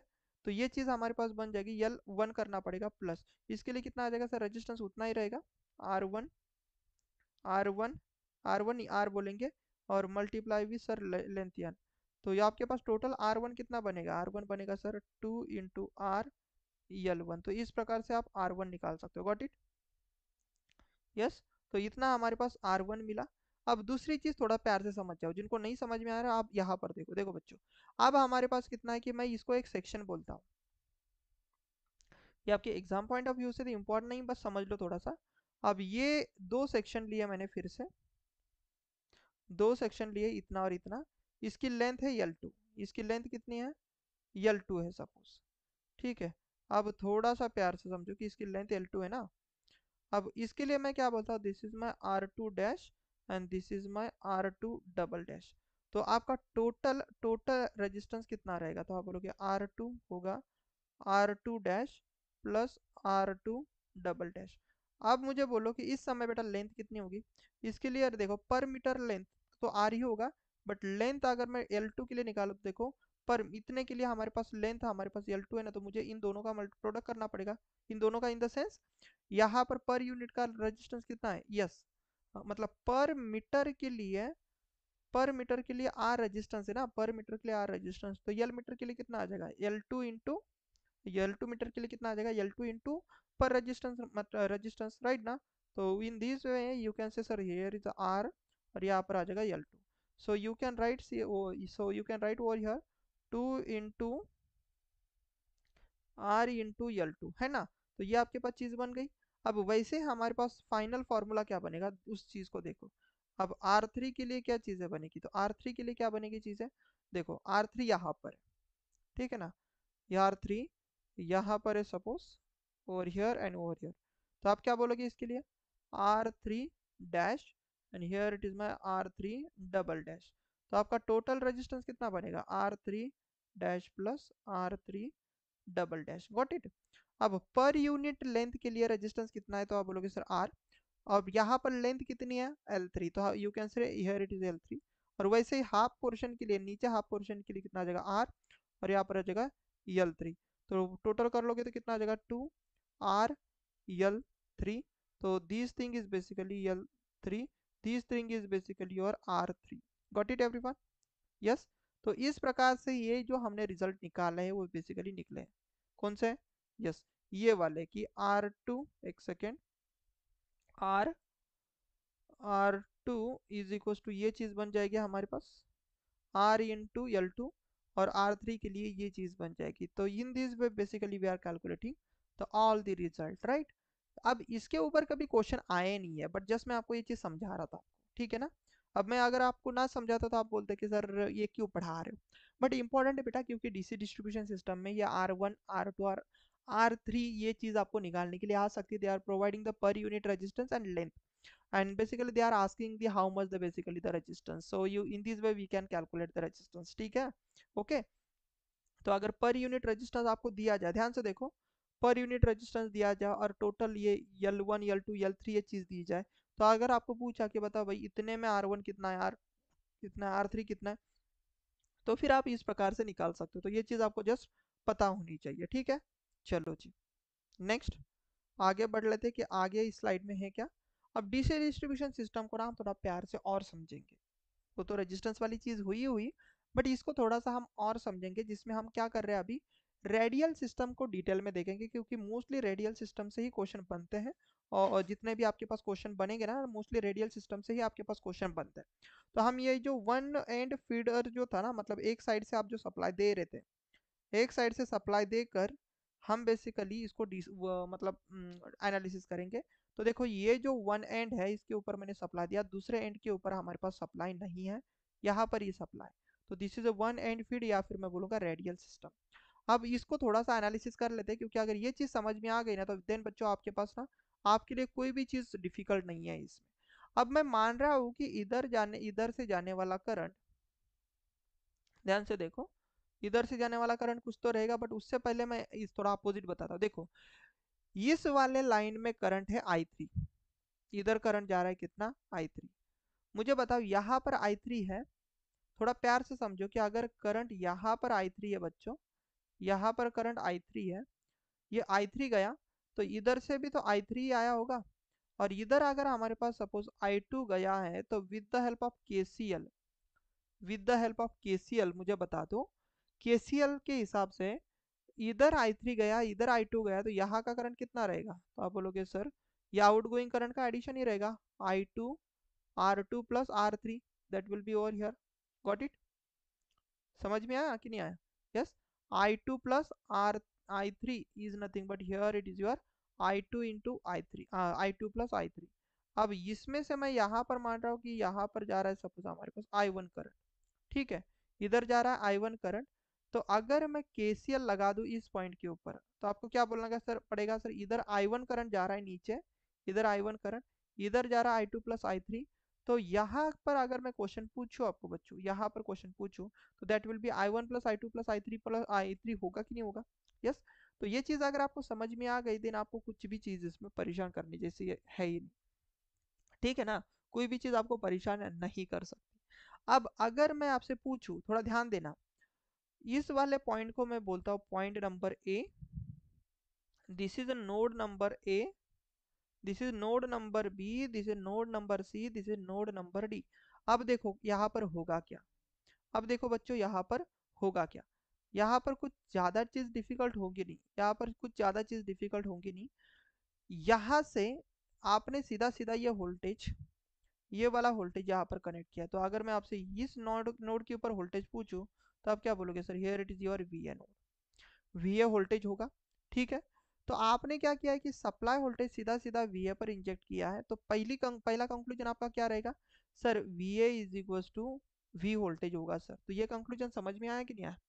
इंपॉर्टेंट है बच्चों, कि अगर आपको कभी पूछा कि वी पर कितना वोल्टेज है, तो क्योंकि आपके पास ये केबल नहीं, आपने सीधा यहाँ पर वोल्टेज कनेक्ट किया हुआ है, तो जो भी सप्लाई वोल्टेज होगा वही सप्लाई वोल्टेज आपके वी पर आ जाएगा। Got it? उम्मीद करता हूँ पहला ये कंसेप्ट समझ में आया होगा। बट अगर मैं सपोज बात करूँ इस पॉइंट की, इस पॉइंट की बात करूँ वीबी की, थोड़ा प्यार से समझो, यहाँ की बात करो और इस बी पॉइंट की बात करो, यहाँ पर मैं बात कर रहा हूँ वीबी वोल्टेज। तो आप मुझे बोलो कि अगर आपने सपोज यहाँ पर 100 वोल्ट दिया रहता, तो आपको वीए पर तो 100 वोल्ट मिलेगा, बट बट बच्चों आपके पास देखो यहाँ पर इस इतने सेक्शन का रेजिस्टेंस R1 है, करंट है यहाँ पर, तो ये ड्रॉप होगा कि नहीं होगा लाइन या केबल का, है कि नहीं? इस डिस्ट्रीब्यूटर का कुछ ना कुछ तो ड्रॉप होगा ना, क्योंकि डिस्ट्रीब्यूटर के केबल का कुछ ना कुछ रेजिस्टेंस है, और रेजिस्टेंस के साथ ही साथ वहां पर करंट है, तो हमारा वोल्टेज ड्रॉप क्या होता है, ड्रॉप क्या होता है sir, current multiply by resistance ही तो होता है ना। तो करंट कितना है वहां पर, I1 प्लस I2 प्लस I3 इंटू वहां पर रेजिस्टेंस है भाई साहब R1। तो ये ड्रॉप बेसिकली यहाँ पर होगा, ठीक है। थोड़ा सोचो, अगर मैं बात करूँ 100 वोल्ट तो आपको वी पर मिला है, जिसमें से अगर मैं ये जो वॉट एवर ड्रॉप हुआ है, whatever will be the drop which is occur over here, जितना भी आपके पास यहाँ पर ये ड्रॉप हो रहा है, या अगर हमारे पास यहाँ पर ऑकर्स हो रहा है, तो ये अगर मैं उस 100 में से माइनस करूंगा, तो मुझे क्या मिल जाएगा, वीबी का वोल्टेज मिल जाएगा कि नहीं मिल जाएगा? समझे कि नहीं समझे? यस। तो ये चीज समझ लो कि अगर मेरे पास वीबी का वोल्टेज निकालना है, तो मैं वीए पर जितना भी वोल्टेज है, उसमें से ये वाला ड्रॉप, ये ड्रॉप है बेसिकली, ये ड्रॉप अगर मैं माइनस कर दूं, तो मुझे वीबी का वोल्टेज मिल जाएगा, है ना? ये इंपॉर्टेंट है क्योंकि इससे हम क्वेश्चन सॉल्व करने वाले हैं बच्चों, ठीक है। इससे हमें क्या मिल जाएगा, वीबी का वोल्टेज मिल जाएगा, राइट। अब वैसे ही अगर मैं वीसी की बात करूँ, चलो आगे बढ़ लेते हैं थोड़ा सा, सो दैट आपको ये चीज़ समझ में आ जाए। वैसे अगर मैं इस वीसी की बात करूंगा, तो आप वीसी पर वोल्टेज कितना बोलोगे, सर वीसी पर वोल्टेज आप ये बोलोगे, देखो वीसी पर आप ये वोल्टेज ये बोलोगे कि यहाँ पर ना मेरे से मिस्टेक हुई, यहाँ पर वीए नहीं, यहाँ पर क्या हो जाएगा बेटा, वीबी। जो भी वीबी पर वोल्टेज है, जो भी सर वीबी पर वोल्टेज है, उसमें से सर अगर मैं ये करंट, बचा हुआ करंट I2 प्लस I3 मल्टीप्लाई बाय R2, ये ड्रॉप अगर मैं माइनस करा दूं, ये ड्रॉप अगर मैं माइनस करा दूं, तो मुझे वीसी का वोल्टेज मिल जाएगा। Got it? मुझे क्या मिल जाएगा, वीसी का वोल्टेज मिल जाएगा। तो उम्मीद करता हूँ ये चीज़ समझ में आ गई होंगी जो मैंने अभी यहाँ पर बताई, ठीक है ना? ये चीज़ आपको समझ में आनी चाहिए, ठीक है जी। आगे हम बढ़ लेते हैं, आगे बढ़ लेते हैं। अगर मुझे लास्ट पॉइंट वीडी की बात, वीडी का वोल्टेज चाहिए, तो आप वीडी का वोल्टेज कैसे निकालोगे, सर जो भी वीसी पर वोल्टेज है उसमें से I3 multiply by R3 sorry, ये मल्टीप्लाई वाल करोगे, तो ये जो ड्रॉप है वोल्टेज का, इसे अगर आप माइनस कर दोगे, तो आपको फाइनल वोल्टेज मिल जाएगा, है कि नहीं? ये क्या मिल जाएगा आपको, फाइनल वोल्टेज मिल जाएगा। तो in this way we are basically calculating the V A V B V D. अब आप बोलोगे सर ये क्यों निकाला था, क्योंकि बच्चों अगर इस पूरे डिस्ट्रीब्यूटर का मुझे ड्रॉप निकालना है, तो ड्रॉप क्या होगा, तो ड्रॉप यही होगा ना कि आपने यहाँ पर सपोज 100 वोल्ट दिया और आपको यहाँ पर कितना मिला, 60 वोल्ट मिला। तो ड्रॉप कैसे निकालोगे, आप बोलोगे सर जो भी सप्लाई दिया था उसमें से सर फाइनल वोल्टेज कितना मिला, तो इन दोनों को माइनस कर दोगे तो आप बोलोगे सर 40 वोल्ट का ड्रॉप हुआ है कि नहीं, 40 वोल्ट का क्या हुआ, ड्रॉप हुआ। तो इसीलिए अगर आपको वोल्टेज ड्रॉप निकालना है फीडर का, तो वो रहेगा जहाँ पर आपने सोर्स कनेक्ट किया है वो, और जहाँ पर आपका एंड टर्मिनल है वो, उन दोनों का वोल्टेज डिफरेंस, मतलब V A minus V D. यहाँ पर जो भी वोल्टेज मिलेगा वी ए पॉइंट पर एंड वी डी पॉइंट पर, उन दोनों का जो ड्रॉप होगा उसे हम बोलेंगे voltage drop. Got it everyone? Yes, उम्मीद करता हूँ ये चीज़ समझ में आ गई होंगी कि फीडर का हम वोल्टेज ड्रॉप किस प्रकार से निकाल सकते हैं।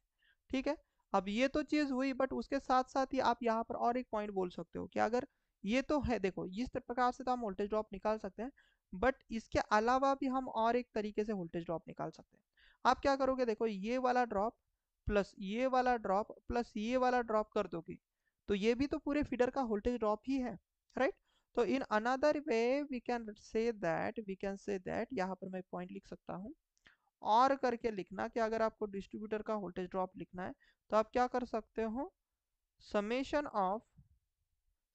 Of all voltage voltage drop in distributor. ठीक है ना, डिस्ट्रीब्यूटर। ठीक है, तो समेशन कैसे कैसे करोगे, तो देखो मैं अभी यहाँ पर बता रहा हूँ। तो पहला ड्रॉप क्या होगा, तो first drop is I1 plus I2 प्लस I3 इंटू इंटू आपके पास क्या होगा बच्चों, R1 होगा, है ना। तो ये फर्स्ट ड्रॉप, ठीक है, ये फर्स्ट ड्रॉप प्लस दूसरा ड्रॉप कैसे ऐड करोगे आप, तो आपको अभी समझ में आ गया होगा सर हम दूसरी बार क्या करेंगे, I2 प्लस I3 इंटू सर हम R2 करेंगे, है ना। तो ये इसका एडिशन करोगे सर, और लास्ट जो ड्रॉप होगा वो क्या होगा, तो that last drop is nothing but your I3 into R3। ठीक है, I3 इंटू R3, इस तरीके से पूरा ड्रॉप ऐड कर लोगे। तो बेटा ये भी आपका अगर वैल्यू देखोगे ना, ये भी VD के बराबर ही मिलेगा, VAD के बराबर ही मिलेगा, जिससे अगर आप देखोगे तो VA माइनस VD के आपके पास ये चीज़ बराबर मिल जाएगी। Let me right in a proper way. So this thing is basically VA minus VD के बराबर ही मिल जाएंगे, जो हम क्या बोलेंगे, VAD मिलेंगे बोलेंगे। ठीक है, तो ये भी चीज़ थोड़ी सी आपको ध्यान में रखनी है। तो this is alternative way, so in this way we can calculate the voltage drop also. ठीक है, मतलब सभी ड्रॉप का एडिशन कर लोगे तभी भी आपके पास वो डिस्ट्रीब्यूटर का ड्रॉप ही है, या तो स्टार्टिंग का वोल्टेज माइनस एंडिंग का वोल्टेज कर लोगे, तो इससे भी आपको क्या मिल जाएगा, वो डिस्ट्रीब्यूटर का ड्रॉप। ठीक है, उम्मीद करता हूँ ये चीज़ समझ में आ गई होंगी, इसमें कोई परेशानी नहीं है। तो मैं अभी ये नंबर जो है बेसिकली इसको हटा देता हूँ, विच वन, दिस वन, क्योंकि ये नंबर आपके लिए इंपॉर्टेंट है ही नहीं।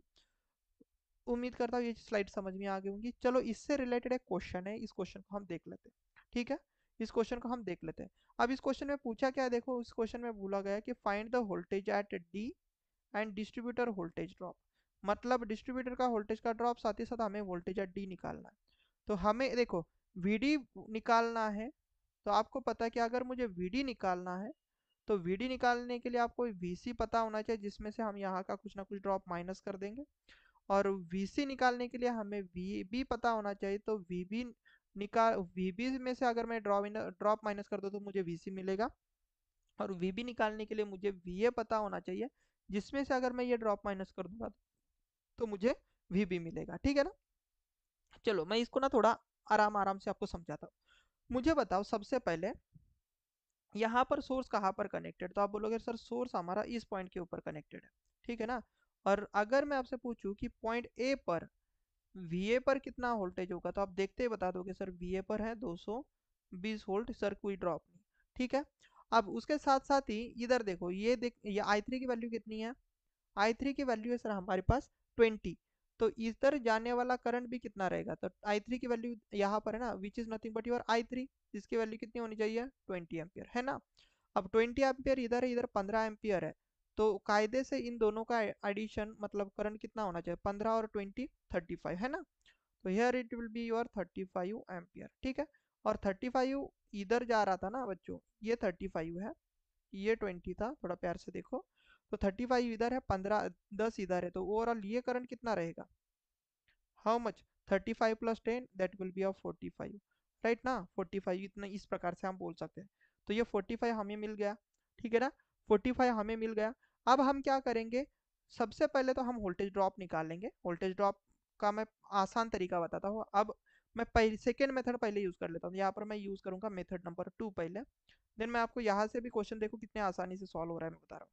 तो वोल्टेज ड्रॉप क्या होता है, voltage drop of distributor, distributor इसका फॉर्मूला क्या था बच्चों, सर ये था sir summation of all voltage drop, है ना, वोल्टेज ड्रॉप। अभी मैं इसको आपको समझाने के लिए सभी चीज़ें लिख रहा हूँ, ड्रॉप ऑफ डिस्ट्रीब्यूटर, है ना, डिस्ट्रीब्यूटर।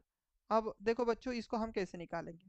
तो आप पहली चिंता ये करोगे कि सर पहले तो सर देखो अभी मैं सीधा नंबर यूज़ कर रहा हूँ, तो I1 प्लस I2 प्लस I3 की वैल्यू कितनी है 45 मल्टीप्लाई बाई 0.1, राइट। दूसरा ड्रॉप क्या होगा, अभी मैं सीधा ही लिख रहा हूँ क्योंकि you are that much expert. I2 प्लस I3 मल्टीप्लाई बाई R2 होता है ना, तो कितना आ जाएगा बेटा ये 35 multiply by 0.15, right. Plus last drop कितना रहेगा सर, ये 20 का करंट है, रेजिस्टेंस है 0.2, ठीक है ना। तो इफ यू सॉल्व इट इसकी वैल्यू कितनी मिल जाएगी, let me use the calci basically, कि कैल्सी है क्या मेरे पास, यस आई हैव कैल्सी। अभी मैं सीधा आपको, ये तो आपको देख के समझ में आ जाएगा, दिस इज अ 4.5, है ना। और 35 प्लस 0.15 अगर करोगे तो ये आता है बच्चों 5.25, और अगर आप इसको मल्टीप्लाई करोगे तो 20 मल्टीप्लाई बाय 20, 0.2 मल्टीप्लाई बाई 20 करोगे तो ये आता है हमारे पास 4, ठीक है ना। तो आप पूरा एडिशन करके देखना, तो 4 प्लस 5 प्लस 2.5 प्लस 4.5, ठीक है ना। तो टोटल ड्रॉप कितना मिला आपके पास 13.75 वोल्ट। अब मुझे बताओ कि अगर आपको ड्रॉप पता है तो आप इस क्वेश्चन का आंसर कैसे निकाल सकते हो, मतलब आपको पता है ना कि दिस इज बेसिकली ड्रॉप क्या होता है V A minus V D. और अगर आपको वी डी निकालना है तो आप यहाँ से भी कैसे निकाल सकते हो कि वी डी से वी डी की वैल्यू कैसे निकालोगे, तो आप बोलोगे सर आसान चीज़ है ना सर, वी ए में से सर जो भी ड्रॉप है वो माइनस कर दो। ऑल जो ड्रॉप है सर, ऑल जो ड्रॉप है वो सर माइनस कर दो। कौन सा drop, voltage drop, all voltage drop ऐसा लिखो, all voltage drop sir minus कर दो। तो आप यहाँ से क्या बोल सकते हो सर, आप यहाँ से कायदे के हिसाब से बोल सकते हो कि वी की वैल्यू कितनी मिलेगी सर, ऑल वोल्टेज ड्रॉप ना, तो वी की वैल्यू कितनी है 220 माइनस 13.75, ठीक है। अब इसमें से बच्चों माइनस कर दो ये 30 माइनस 220, तो आप बोलोगे सर वी पर वोल्टेज मिलेगा 206.25 वोल्ट, ठीक है। तो देखो ये एक सेकेंड अप्रोच रहा। फर्स्ट अप्रोच आपका ये रहेगा कि आप इस प्रकार से सॉल्व कर सकते हैं जैसे अभी अभी आपने देखा। अब वो तरीका भी मैं आपको मैं ही समझा देता हूँ, सो दैट आपको ये ना ये ड्रॉप वाले वोल्टेज मतलब डिस्ट्रीब्यूटर के क्वेश्चन समझ में आए। अभी अगर आपको देखो मैंने बोला था कि वो जो कंसेप्ट है तो उससे अगर चीज़ें निकालनी है, तो आपके पास करंट तो बन चुका है। अब आप क्या बोलोगे सर वी ए पर वोल्टेज कितना है वी का, राइट ना, और उसकी वोल्टेज वैल्यू कितनी है 220 वोल्ट। अब आप क्या करोगे वीबी की वैल्यू निकालोगे, है ना। तो वीबी की वैल्यू कैसे निकालोगे बच्चों, तो वीबी की वैल्यू निकालनी पड़ेगी हमें वी ए माइनस सर हमारे पास जो भी ड्रॉप है, मतलब I1 प्लस I2 प्लस I3 इंटू हम R1 करेंगे, तो वी ए की वैल्यू कितनी है 220 माइनस I1 प्लस I2 प्लस I3 कितना आया था बेटा हमारे पास 45 मल्टीप्लाई बाय 0.1, है ना। तो अगर आप इसको सॉल्व कर लोगे तो मैं सीधा ही यूज़ कर लेता हूँ अभी कैलसी, क्योंकि मुझे इतना टाइम पास करना नहीं है। तो 44.5 मैं इसमें से माइनस करूँगा, तो आप बोलोगे सर 215.5 ये हमारे पास वोल्टेज मिल जाएगा, ठीक है। तो ये हमें क्या मिला वीबी। अब मुझे क्या चाहिए वीसी चाहिए, तो वीसी कैसे निकालोगे, देखो वीसी के लिए क्या करो आप वीबी में से जो भी ड्रॉप उसके जस्ट पीछे हुआ है वो निकाल माइनस करोगे ना, दैट इज मतलब that is nothing but I2 minus I3। और यहाँ पर क्या करोगे बच्चों मल्टीप्लाई बाय R2 की वैल्यू मल्टीप्लाई करोगे, है ना। तो वीबी की वैल्यू कितनी थी 215, देखो दूसरा मेथड मैं बता रहा हूँ अभी, 215 माइनस इसकी वैल्यू कितनी थी 35 मल्टीप्लाई बाय 0.15, है ना। अब इसमें से माइनस करना 215 215.5 माइनस क्या करोगे इन ब्रैकेट 35 मल्टीप्लाई बाय 0.5, ठीक है। तो आपको कितना वोल्टेज मिल रहा है, तो आप बोलोगे सर 210.25 इतना हमारे पास वोल्टेज मिलेगा। तो ये हमें VC मिला। अब हम आगे जाते हैं। अब हम आते हैं कि VD चाहिए था ना हमें, VD की वैल्यू हम निकाल सकते हैं। VD कैसे मिलेगा सर? VC माइनस इसके जस्ट पहले जो ड्रॉप हुआ है, मतलब I3 इंटू R3 का जो ड्रॉप हुआ है वो। तो VC की वैल्यू कितनी आ गई? 210.2.5 माइनस I3 की वैल्यू कितनी है? 20, और ये 0.2 हम बोलेंगे। तो 210.2.5 माइनस ये 4 करोगे तो आप कितना बोलोगे सर? 206.2.5 वोल्ट, जो कि हमारे पास देखो ये सेम आंसर हमें यहाँ से भी मिला है। ठीक है ना, सेम आंसर हमें यहाँ से भी मिला। तो you have a choice basically कि आप करना क्या चाहते हो। कि अगर आपको सभी चीज़ें क्लियरली पता है कि हम कैसे कैसे चीज़ें निकाल सकते हो, तो आप ये चीज़ें इस प्रकार से भी निकाल सकते हो। अब हमें पता है कि वोल्टेज ड्रॉप अगर निकालना था, हम कैसे निकालते हैं? VA माइनस VD कर दो। तो VA की वैल्यू कितनी थी? 220 माइनस VD मतलब 206.2.5। तो इसमें से अगर ये प्रोडक्ट करा दोगे तो बेटा तो -13.7.5 यह हमारे पास VA माइनस VD बन रहा है, मतलब हमारे पास VAD बन रहा है, राइट ना। तो ये हमारे पास कंप्लीट डिस्ट्रीब्यूटर का ड्रॉप मिल जाएगा। तो in this way we can solve the question. तो ये क्या हुआ हमारे पास? ये रही बेटा हमारे पास मेथड नंबर ये 1 है बेसिकली। तो आपके पास दो दो मेथड में नहीं बताई, तो इसमें आसान मेथड कौन सी लगी? तो मुझे लगता है सबसे आसान मेथड इसमें थी ये सेकेंड वन, कि पूरा ड्रॉप निकाल लो, और ड्रॉप निकालने के बाद आपको वी एन वी डी सभी चीज़ें मिल जाएंगी, then you can calculate the easy thing. But इसमें होता क्या है फर्स्ट मेथड में कि आपको हर एक नोड का नोड वोल्टेज निकालना होता है। And after that basically, after that आप क्या करते हो कि सभी का मतलब सभी में ये वोल्टेज निकाल कर ड्रॉप निकालोगे, देन वीडी मिलेगा। तो ये समहाउ कैलकुलेटिव मेथड, और ये आसान लग रही है, बट दोनों भी चीज़ें आसान ही है, ऐसा कुछ डिफिकल्ट है नहीं। तो उम्मीद करता हूँ ये क्वेश्चन समझ में आया होगा। इस प्रकार का क्वेश्चन बच्चा लास्ट टाइम महाट्रांसको में आया था। मैं एक बार फिर से रिपीट करा दूं, इसी प्रकार का क्वेश्चन लास्ट टाइम महाट्रांसको में आया था। कोई भी डिफिकल्ट क्वेश्चन नहीं था, वो बहुत आसान था। ठीक है, अब हमने जैसे डीसी के लिए देखा ना, वैसी चीज़ें एसी के लिए भी होती है, सेम प्रोसेस वैसी की वैसी। बस इसमें एक ही चीज़ हमारे पास आ जाएगी, वो रहेगी बेटा एसी में होता है angle as well as magnitude. तो हमारे पास एंगल का भी केयर करना पड़ेगा। किसके लिए एंगल होगा सर? जो भी आपके पास यहाँ पर रेजिस्टेंसेस थे ना, यहाँ पर रेजिस्टेंस R1 के बदले हम यहाँ पर रखेंगे Z1, और उसका एंगल θ1। क्योंकि यहाँ पर ऐसी डिस्ट्रीब्यूशन सिस्टम है, तो यहाँ क्या आ जाएगा? एंगल भी आ जाएगा। मैंने अभी अभी बात की, तो वही सीन है, कुछ भी नहीं। अगर मैं यहाँ पर बात कर रहा हूँ, suppose this is a unity power factor, just आगे मैं बात करूँगा, ये यूनिटी हो सकता है, ये लीडिंग हो सकता है, लैगिंग हो सकता है, या तो हो सकता है सभी लीडिंग हो जाए, सभी लैगिंग हो जाए, सभी यूनिटी हो जाए, और इट में भी दो लैगिंग और एक लीडिंग, ऐसे कुछ तो पॉसिबिलिटी यहाँ पर हो जाएंगी, कुछ भी रहे। बट हम आगे बढ़ते हैं, देखो ठीक है। अभी हमें यहाँ पर पावर फैक्टर की केयर करनी है नहीं है, क्योंकि पावर फैक्टर की केयर हम तब करेंगे जब हमें किसकी बात करनी रहेंगी? जब हम बेसिकली आपके क्वेश्चन के बारे में बात करेंगे। बट फिलहाल मैं इसको यूनिटी पावर फैक्टर बोल रहा हूँ। तो देखो Z3 की वैल्यू कितनी मिलेगी, सॉरी इसके करंट की वैल्यू कितनी मिलेगी? 0 एंगल डिग्री। तो इसी प्रकार से जस्ट एंगल को छोड़ दो, बस थोड़ा ध्यान दे दो।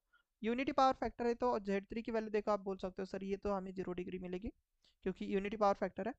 तो देखो बच्चों, यहाँ हमारे पास कितना करंट जा रहा है? I3 करंट जा रहा है। थोड़ा सा प्यार से देखो, यहाँ पर I3 करंट जा रहा है, I3 करंट यहाँ पर भी जाएगा, है ना। I3 करंट यहाँ पर भी जाएगा, थोड़ा सा प्यार से समझो। I3 करंट बच्चों इस केस में भी I3 ही होगा, और यहाँ पर I2 जा रहा है। तो आप KCL के हिसाब से बोलोगे तो इस पॉइंट के ऊपर आप क्या बोलोगे सर? I3 इधर जा रहा है, I2 इधर जा रहा है, तो यहाँ पर होगा I1 प्लस I3, और इनके एंगल हो जाएंगे ऐड। θ1 प्लस हमारे पास θ3 ऐड होना चाहिए था, बट θ3 आया क्यों नहीं? क्योंकि मैंने कौन सा पावर फैक्टर कंसिडर किया है? 0। क्योंकि 0 में θ3 की वैल्यू कितनी आ जाएगी? 0 आ जाएगी। तो इसीलिए ओवरऑल हम इसको क्या बोलेंगे? θ2। तो जो आप यहाँ पर देख रहे हो, गॉट इट?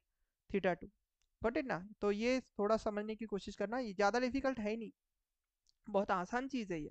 ठीक है, आगे अगर हम बढ़े बच्चों, आगे अगर हम बढ़ते हैं, तो देखो यहाँ पर आपके पास अगर ये I1 करंट है, यहाँ का करंट हमें मिल चुका है I1 प्लस I2, और उसके एंगल हमारे पास ऐड हो जाएंगे, वो तो कोई बड़ी बात नहीं है। अब इधर करंट कितना जा रहा है? I1। अब इस पॉइंट के ऊपर अगर मैं KCL लगा दूं, तो आप क्या बोलोगे सर? यहाँ पर हो जाएगा I1 प्लस I2 प्लस I3, मतलब इन तीनों करंट का एडिशन, इनका एडिशन हमें यहाँ पर देखने को मिलेगा, जो मिलेगा I1 प्लस मतलब ये सभी चीज़ें। तो you can say that I1 plus I2 प्लस I3, राइट ना, जैसे कि यहाँ पर आपके पास चीज़ें रहेगी। Got it? समझ में आ रही है चीज़ें, है ना? चलो, इस प्रकार से आपके पास यहाँ का करंट मिल जाएगा और यहाँ पर एंगल कौन कौन से ऐड हो जाएंगे? यहाँ होगा बेसिकली, यस, यहाँ पर मैंने गलती कर दी, इस गलती को हम सुधारेंगे। Here it is only basically θ1 plus θ2 plus θ1 होना चाहिए, ठीक है ना, क्योंकि θ3 की तो वैल्यू 0 है, तो यहाँ पर θ1 आ जाएगा। तो this one is my mistake, but ठीक है, अभी मैंने रेक्टिफाई करा दी।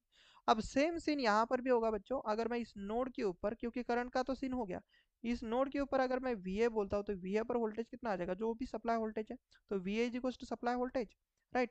और इस पॉइंट के ऊपर अगर अब मैं सपोज नोड की बात करूँ तो यहाँ पर आ जाएगा VB, तो VB is equal to voltage कितना होगा, तो VA जितना भी होगा माइनस जो ड्रॉप होगा वोल्टेज का, मतलब इन दोनों का प्रोडक्ट, करेक्ट, इन दोनों का क्या हो जाएगा बेटा, प्रोडक्ट हो जाएगा। तो in this way we can calculate the VB। And अगर आपको VC निकालना है तो फिर आप सेम सिलसिला वही अप्लाई करोगे कि सर अगर आपको VC निकालना है तो VC माइनस यहाँ का जो ड्रॉप होगा वो कर दोगे आप, ठीक है ना, मतलब VB माइनस यहाँ का ड्रॉप। और VD के लिए क्या करोगे, तो VD के लिए मैं यहाँ पर बता देता हूँ, अगर आपको VD निकालना रहेगा तो आप क्या करोगे, VC में से जो भी यहाँ पर ड्रॉप हुआ है वो आप चीज़ें माइनस कर लोगे। Got it? ठीक है ना? यस, इस प्रकार से आप ये चीज़ें बेसिकली परफॉर्म कर सकते हो। तो अगर हम इसको और मतलब थोड़ा प्यार से देखें तो देखो, पहला सीन तो AC/DC का जैसा था वैसे था कि VA is equal to V, then VB के लिए आप देख सकते हो बच्चों, VB के लिए आप देख सकते हो वही सीन है, VA में से ये चीज़ माइनस हुई, बट अब हमारे पास चीज़ें क्या है बच्चों, यहाँ पर करंट है, इसके कुछ एंगल रहेंगे, यहाँ पर कुछ करंट है तो उसके कुछ एंगल रहेंगे। तो ये एंगल वाला सीन तो आपको पता ही है कि प्रोडक्ट में आपके पास ये एंगल और ये एंगल फाइनली ऐड ही हो जाएगा, तो इसमें कोई बड़ी बात है नहीं, ठीक है ना? यस। एंड वैसे ही VC इज इक्वल टू क्या करेंगे हम, VB होना चाहिए, तो ये here again I am doing a mistake, here it is not a VA, here it is basically a VB, and यहाँ पर हमारे पास रहेगा VC। तो in this way we are basically getting the answer. तो यहाँ पर हमारे पास क्या होना चाहिए, हमारे पास क्या होना चाहिए, VB, क्योंकि VC का वोल्टेज हम VB माइनस ड्रॉप निकाल लेंगे और VD का वोल्टेज हम VC माइनस ड्रॉप निकाल लेंगे। तो in this way we are basically calculating the VA, VB, VC, VD। और अगर हमें ये सभी चीज़ें मिल गई कि इनिशियल वोल्टेज और ये अगर मुझे फाइनल वोल्टेज मिल गया, मतलब VD मिल गया, तो VA माइनस VD मतलब ड्रॉप ऑफ दिस डिस्ट्रीब्यूटर रहेगा कि नहीं रहेगा। यहाँ पर भी आप ना इसका ड्रॉप प्लस इसका ड्रॉप प्लस इसका ड्रॉप करके भी ड्रॉप निकाल सकते हो, बट वो चीज़ मैं यहाँ पर लिख के नहीं दूंगा आपको, ठीक है ना। ये चीज़ आपको लिख के देने की कोई ज़रूरत नहीं, क्योंकि आपको मैं DC में लिख के दिया हो तो AC में फिर से वही चीज़ लिखने में मुझे नहीं लगता कि कोई मजा है, ठीक है ना, क्योंकि पूरा ड्रॉप वैसे के वैसे ही मिलेगा। तो कभी अगर AC में भी अगर आपको वोल्टेज ड्रॉप पूछा तो you can calculate like this, ठीक है, you can calculate like this the voltage drop of the distributor. Got it? चलो जी, उम्मीद करता हूँ ये भी चीज़ समझ में आ गई होंगी। देन हम आते हैं आगे। जैसे कि अभी तक हमने क्या देखा कि हमने फीडर को देखा बेटा एक साइड से फीड किया हुआ, मतलब रेडियल सिस्टम देखी। अब हम देखेंगे source is feed from the both end, मतलब फीडर के लिए दोनों साइड से सप्लाई दिया हुआ, ऐसी चीज़ें हमें अभी देखनी। तो यस, तो देखो ये वाला ए टर्मिनल है, उसके लिए वी ए सप्लाई वोल्टेज है, डी वाले टर्मिनल के लिए वी डी सप्लाई वोल्टेज है। अब ऐसा क्यों कर रहे हैं हम, क्योंकि हमें पता है कि रेडियल डिस्ट्रीब्यूशन सिस्टम में हमने देखा कि वी डी पर वोल्टेज हमें कम मिल रहा था। तो हम जो बात कर रहे थे ना कि जो एंड पर होता है उसे बेसिकली वोल्टेज कम मिलता है, तो आप इस क्वेश्चन से भी समझ सकते हो जो हमने अभी अभी क्वेश्चन देखा। देखो, VA वाले वोल्टेज को 220 वोल्ट मिल रहा है, बट VD वाले के पास क्या हुआ, VD वाले को वोल्टेज कितना मिल रहा है, 206। तो बेसिकली एक लो वोल्टेज का शिकार बना कौन, VD। तो ये प्रॉब्लम हमें नहीं चाहिए, जो हमें अभी भी मैथमेटिकली भी समझ में आ गया और क्वेश्चन वाइज भी हमने देख लिया और मैंने थ्योरी में भी बताया था। अब ये प्रॉब्लम हमें सॉल्व करना है कि VA को भी वही वोल्टेज मिले, VD को भी वही वोल्टेज मिले। तो हम क्या कर रहे हैं कि यहाँ पर एक वोल्टेज सोर्स लगा दिया, यहाँ पर एक वोल्टेज सोर्स लगा दिया, दो दो वोल्टेज सोर्स हमने फीड किए, इंजेक्ट किए बेसिकली। तो इसके कुछ प्रोसीजर होते हैं, बट इसमें एक चीज़ आपको ना voltage drop of the distributor के बदले आपको ये चीज़ पूछी जाती है basically, voltage drop of the distributor का भी पूछा तो आप तो इनका एडिशन और इनका एडिशन ही करोगे ना, है ना, इनका ही एडिशन करोगे, इसमें कोई बड़ी बात है क्या, नहीं जी, इसमें कोई बड़ी बात है ही नहीं। तो देखो आगे क्या बोला गया है। इसमें क्या प्रोसीजर बोली गई, procedure for calculating the minimum voltage node. इसमें एक नोड बेसिकली मिनिमम एक वोल्टेज कम वोल्टेज का शिकार बनता है। नॉर्मली होता क्या था कि रेडियल में ना ये वाला पॉइंट आपका हमेशा श्योरली हम बोलते थे कि मिनिमम वोल्टेज का शिकार बनता है, बट रेडियल सिस्टम में होता है कि हम अगर दोनों साइड से फीड करेंगे तो इसको भी प्रॉब्लम नहीं होगा, इसको भी प्रॉब्लम नहीं होगा, बट प्रॉब्लम होगा या तो इस पॉइंट के ऊपर या तो इस पॉइंट के ऊपर, क्योंकि यहाँ पर कहीं ना कहीं आपके पास एक नोड के ऊपर वोल्टेज कम देखने को मिलेगा आपको। ठीक है, तो यही हमें पहचानना होता है कि बी पर वोल्टेज कम है कि सी पर है, कि अगर हम यहाँ पर नया एक चीज बता दें कि ई पर है, कि सपोज नया एक पॉइंट हम यहाँ पर बना दे कि डी पर, मतलब कोई एक नया पॉइंट है एफ पर है, कोई कोई भी पॉइंट हम ले सकते हैं। तो बीच में कहाँ पर वोल्टेज कम है, मिनिमम वोल्टेज का शिकार कौन सा पॉइंट है, कौन सा नोड है, तो हमें निकालना होता है। तो ये क्वेश्चन बेसिकली इस प्रकार से यहाँ से फ्रेम होता है। तो उसको क्या करना होता है, पहली स्टेप है कि assume the I A from the source voltage. VS है एक, कोई भी एक मेजर सोर्स ऐसा समझ लो कि this is a main source and this one is auxiliary source, आप ऐसा समझ सकते हो। तो मेन सोर्स से आप वी ए करंट अज्यूम कर लो, तो हमने अज्यूम कर लिया वी ए। देन आई ए कैसे क्या करना है आपको, आपको क्या करना है बच्चों, कैलकुलेट करना है। अब आई ए कैलकुलेट करने के लिए आपके पास देखो कौन सा इक्वेशन फॉलो करना है। तो आई ए कैलकुलेट करने के लिए आपके ना आपको क्या करना पड़ेगा, इस डिस्ट्रीब्यूटर का ओवरऑल ड्रॉप देखना पड़ेगा।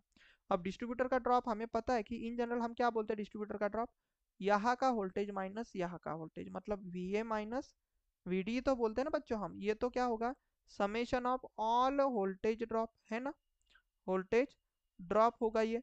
अब summation of all voltage drop हम कैसे निकालेंगे, इसका प्रोडक्ट एंड इसका प्रोडक्ट, सभी का क्या कर देंगे बेटा, एडिशन है ना, सभी का क्या कर देंगे एडिशन। तो देखो सबका प्रोडक्ट है ना, इन सभी का प्रोडक्ट एडिशन, वही तो वोल्टेज ड्रॉप के बराबर आ जाएगा।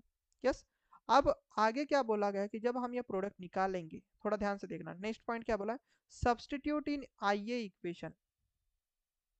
ठीक है ना, सॉरी आई ए इक्वेशन नहीं है, ये वाला आई ए जो मिल जाएगा वो हमें इसमें पुट करना है, ये आई ए की वैल्यू यहाँ पर पुट करनी, यहाँ पर पुट करनी, यहाँ पर पुट करनी। ठीक है, अब यहाँ पुट करने के बाद प्रॉब्लम आपको क्या हो जाएगा, यहाँ पर बहुत इंपॉर्टेंट चीज़ है ये, अगर थ्योरी में कभी मुझे पॉसिबल होगा तो मैं, मतलब न्यूमेरिकल में अगर कभी पॉसिबल होगा तो मैं इसके ऊपर एक क्वेश्चन लूंगा यूट्यूब के लिए। ठीक है, मैं ट्राई करूंगा, बट फिर भी मैं इसकी थ्योरी आपको बढ़ा दे रहा हूँ। तो यहाँ पर आई ए माइनस, देखो आई ए तो आपको मिल गया, अभी जैसे हमने कैलकुलेट किया कि यहाँ से हमें आई ए मिल ही जाएगा, क्योंकि I one I two I three ये चीज़ें बेटा मेंशन होती है, ये चीज़ें आपको लोड की ये चीज़ें मेंशन रहेगी कि इधर 10 एम्पियर है, इधर 20 एम्पियर है, सपोज इधर 30 एम्पियर है, या तो इधर 15 एम्पियर है, ऐसी चीज़ें मेंशन रहेगी। This all thing are the mention, even though the resistance of this section is also mention. और ये ड्रॉप भी आपको पता रहेगा क्योंकि यहाँ का वोल्टेज आपको पता रहेगा, सपोज 110 है और यहाँ का सपोज 100 वोल्ट है, तो आपका ड्रॉप कितना हो जाएगा, 10 वोल्ट, क्योंकि 100 माइनस 100 10। और ये सभी चीज़ आपको नोन है, ये सभी चीज़ें आपको नोन है, तो V A sorry I A he missing होगा ना सभी जगह पर, मतलब एक इक्वेशन और एक ही वेरिएबल अननोन है। तो आप आराम से आई ए निकाल सकते हो। तो जो भी आप आई ए निकालोगे वो आई ए बच्चों आप ना यहाँ पर पुट कर दोगे, तो you will get basically what, यहाँ पर आपको यहाँ का करंट मिल जाएगा, देन आफ्टर दैट यहाँ का करंट मिल जाएगा, आफ्टर दैट यहाँ का करंट मिल जाएगा, है ना, क्योंकि आइए जैसे ही मिल जाएगा हम इस सेक्शन का करंट निकाल सकते हैं। अब प्रॉब्लम क्या बोला इन्होंने, ध्यान से देखना, जहां पर साइन चेंज होगा करंट का साइन चेंज होगा, मतलब क्या, देखो ये पॉजिटिव कब तक रह सकता है, थोड़ा प्यार से देखो, पॉजिटिव आपके पास कब तक रह सकता है, जब हमारे पास I A greater than I one होगा, है ना। और ये पॉजिटिव तब तक हो सकता है जब हमारे पास I A is greater than I one plus I two होगा। और यहाँ पर ये तब तक हमारे पास पॉजिटिव होगा जब तक हमारे पास I A is greater than I one plus I two plus I three होगा। गॉट इट, समझ में आया। तो ये तीन कंडीशन जब तक सेटिस्फाई होंगी तब तक ये सेक्शन का करंट पॉजिटिव होगा। एक भी आपके पास इवॉल्यूट हो गया कि यहाँ पर ये ग्रेटर देन के बदले लेस हो गया, तो ये चीज आपके पास निगेटिव बन जाएगी ना, मतलब यहाँ पर करंट का क्या हो जाएगा, साइन चेंज हो जाएगा। तो उन्होंने क्या बोला है कि नोड का साइन चेंज हो गया, तो इसका मतलब वहां पर वो पॉइंट वो उस नोड का पोटेंशियल सबसे कम है। तो this is a very important, जहां पर नोड का साइन चेंज हो गया, मतलब करंट की जो सेक्शन का पॉइंट चेंज हो गया, कि वो जो डिफरेंस है वो पॉजिटिव के बदले निगेटिव आ गया, तो बेटा वो जो उसके करस्पॉन्डिंग जो नोड होगा वो बेसिकली लो वोल्टेज का शिकार बनता है, ये इनका कहना है। गॉट इट, जो मैं बताने की कोशिश कर रहा हूँ, वो पॉइंट बेसिकली लो वोल्टेज का क्या बनेगा, शिकार बनेगा। ठीक है, आगे का पॉइंट क्या बोला है, apply the KVL to calculate the voltage at each node. तो इसके लिए आप कैसे निकाल सकते हो, आपको केवीएल अप्लाई करना पड़ेगा हर एक नोड के लिए। ठीक है ना, जैसे हमने यहाँ पर निकाला था कि वीए के लिए क्या निकाला था, V A is equal to V बोला था, बट वीबी के लिए हमने क्या लिखा था, वीए माइनस जो हमारा जो ड्रॉप था, है ना, वोल्टेज का क्या लिखा था हमने यहाँ पर, ड्रॉप लिखा था, मैं अच्छे से हैंडराइटिंग निकाल रहा। तो ये बेसिकली क्या था, तो ये तो केवीएल ही तो ना जो हमने लिखा था, तो इस प्रकार से केवीएल निकाल लो और उससे हम बेसिकली वोल्टेज निकाल सकते हैं। ठीक है, मतलब करंट का साइन चेंज देख लो, करंट का साइन चेंज देख लो, जहां पर चेंज होगा वही हमें इंडिकेशन तो दे ही देगा कि यही हमारे पास लो वोल्टेज का शिकार है, ये हमें इंडिकेशन मिला। बट कितना वोल्टेज है ये हमें निकालने के लिए केवीएल लगाना पड़ेगा, ये चीज समझ लो। हम यहाँ से बच्चा अंदाजा लगा सकते हैं कि इस नोड के ऊपर कम वोल्टेज है कि इस नोड के ऊपर कम वोल्टेज है, बट हम अंदाजे से तो काम नहीं चला सकते ना, हमें पता तो होना चाहिए ना कि अगर मैंने यहाँ पर 110 वोल्ट दिया है, यहाँ पर सपोज 100 वोल्ट दिया है, एग्जाम्पल के तौर पर 100 वोल्ट दिया है, तो यहाँ मैं बात कर रहा हूँ कि यहाँ पर जा रहा है सपोज 98 वोल्ट और यहाँ पर जा रहा है 97 वोल्ट। तो हमें एक चीज तो बता देगा कि यहाँ पर निगेटिव साइन आ जाएगा, निगेटिव साइन आ जाएगा मतलब ये चीज हमें बता देगा कि ये लो वोल्टेज का शिकार है, बट कितने का, तो 97 है कि 96 है कि 95 है कि 98 है, क्या पता हमें नहीं। तो इसकी एग्जैक्ट वैल्यू निकालने के लिए हमें केवीएल लगाना पड़ता है। तो गॉट इट, जो मैं अभी बता रहा हूँ वो चीज समझ में आनी चाहिए। ठीक है ना, तो उम्मीद करता हूँ ये source speed in both side ये भी आपको समझ में आ गया होगा। ठीक है, देखो बच्चों, अब इससे एसोसिएटेड हम कुछ क्वेश्चन देख लेते हैं कि इससे एसोसिएटेड क्वेश्चन है क्या बेसिकली। ठीक है ना, इससे एसोसिएटेड हमारे पास क्वेश्चन है क्या। तो मुझे बताओ इस क्वेश्चन को हम कैसे सॉल्व करेंगे। इस क्वेश्चन को सॉल्व कैसे करेंगे, तो find the node voltage of the following distribution system. Node voltage निकालना था, हम कैसे निकालेंगे, देखो इस क्वेश्चन को निकालने के लिए आपके पास सबसे पहले तो आप क्या करोगे, ये करोगे, पहली मेथड क्या, वी ए, मतलब आप ये पहली स्टेप ये लोगे कि V A minus V D करोगे, तो कितना आ जाएगा। तो इसको लिखोगे कैसे, तो ये चीज़ इंपॉर्टेंट ना, V A minus V D कर दोगे, तो इसको लिखोगे कैसे, देखो कुछ इस प्रकार से, सबसे पहले तो आप ऐसा लिखोगे, हम यहाँ पर कुछ करंट आज्यूम कर लेंगे आई ए।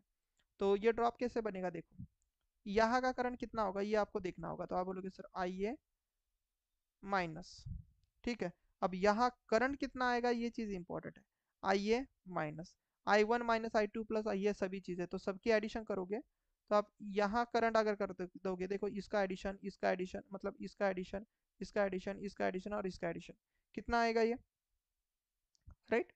ये हमारे पास, या फिर मैं ऐसा बोलूंगा, चलो ये आपको चीज़ ऐसे नहीं समझ में आ जाएगी, देखो आई ए में से 10 गया तो यहाँ पर करंट कितना बचेगा, सर आई ए माइनस 10, है ना, इतना एम्पेयर का करंट।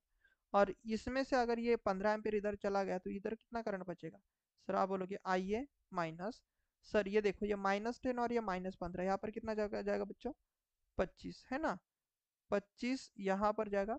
और इस सेक्शन में कितना करंट रहेगा, देखो सर आई ए, ये -25 और -15 कितना हो जाएगा, आई ए -37, गॉट इट ना, आई ए -37। यहाँ तक हमें चीज़ समझ में आ गई, पूरे सेक्शन का करंट हमें पता है, पूरे सेक्शन का रेजिस्टेंस हमें पता है, तो हम ये ड्रॉप के ऊपर क्या लिख सकते हैं, सर पहली चीज़ हम ये लिखेंगे कि I A into 10, sorry I A minus 10, I am sorry, I A into 10 नहीं, आई ए -10 इंटू रजिस्टेंस कितना है, सर 0.1, है ना, मैं सीधा ही लिख के दे रहा हूँ, प्लस दूसरा ड्रॉप क्या लेंगे बेटा, देखो ये तो पहला ड्रॉप हुआ ना हमारे लिए, सेकेंड ड्रॉप क्या लेंगे हम, तो सेकेंड ड्रॉप हम ये लेंगे कि सर आई ए -25 और रेजिस्टेंस कितना लेंगे, 0.15, है ना, तो ये एक ड्रॉप। अब इसमें हमें क्या करना पड़ेगा, ऐड करना पड़ेगा लास्ट ड्रॉप, ठीक है, लास्ट ड्रॉप हमें देखना पड़ेगा। अभी देखो इसमें कैसे निकालेंगे हम, तो लास्ट ड्रॉप हमारा ये रहेगा कि आई ए -77 37 सॉरी इंटू 0.2, ठीक है। तो ये चीज़ बेसिकली हमें देखने को मिली। अब ये सभी इक्वेशन में हमें पता है कि इसकी वैल्यू कितनी बच्चों, इसकी वैल्यू अगर पुट करेंगे तो हम क्या बोलेंगे, 22 माइनस 217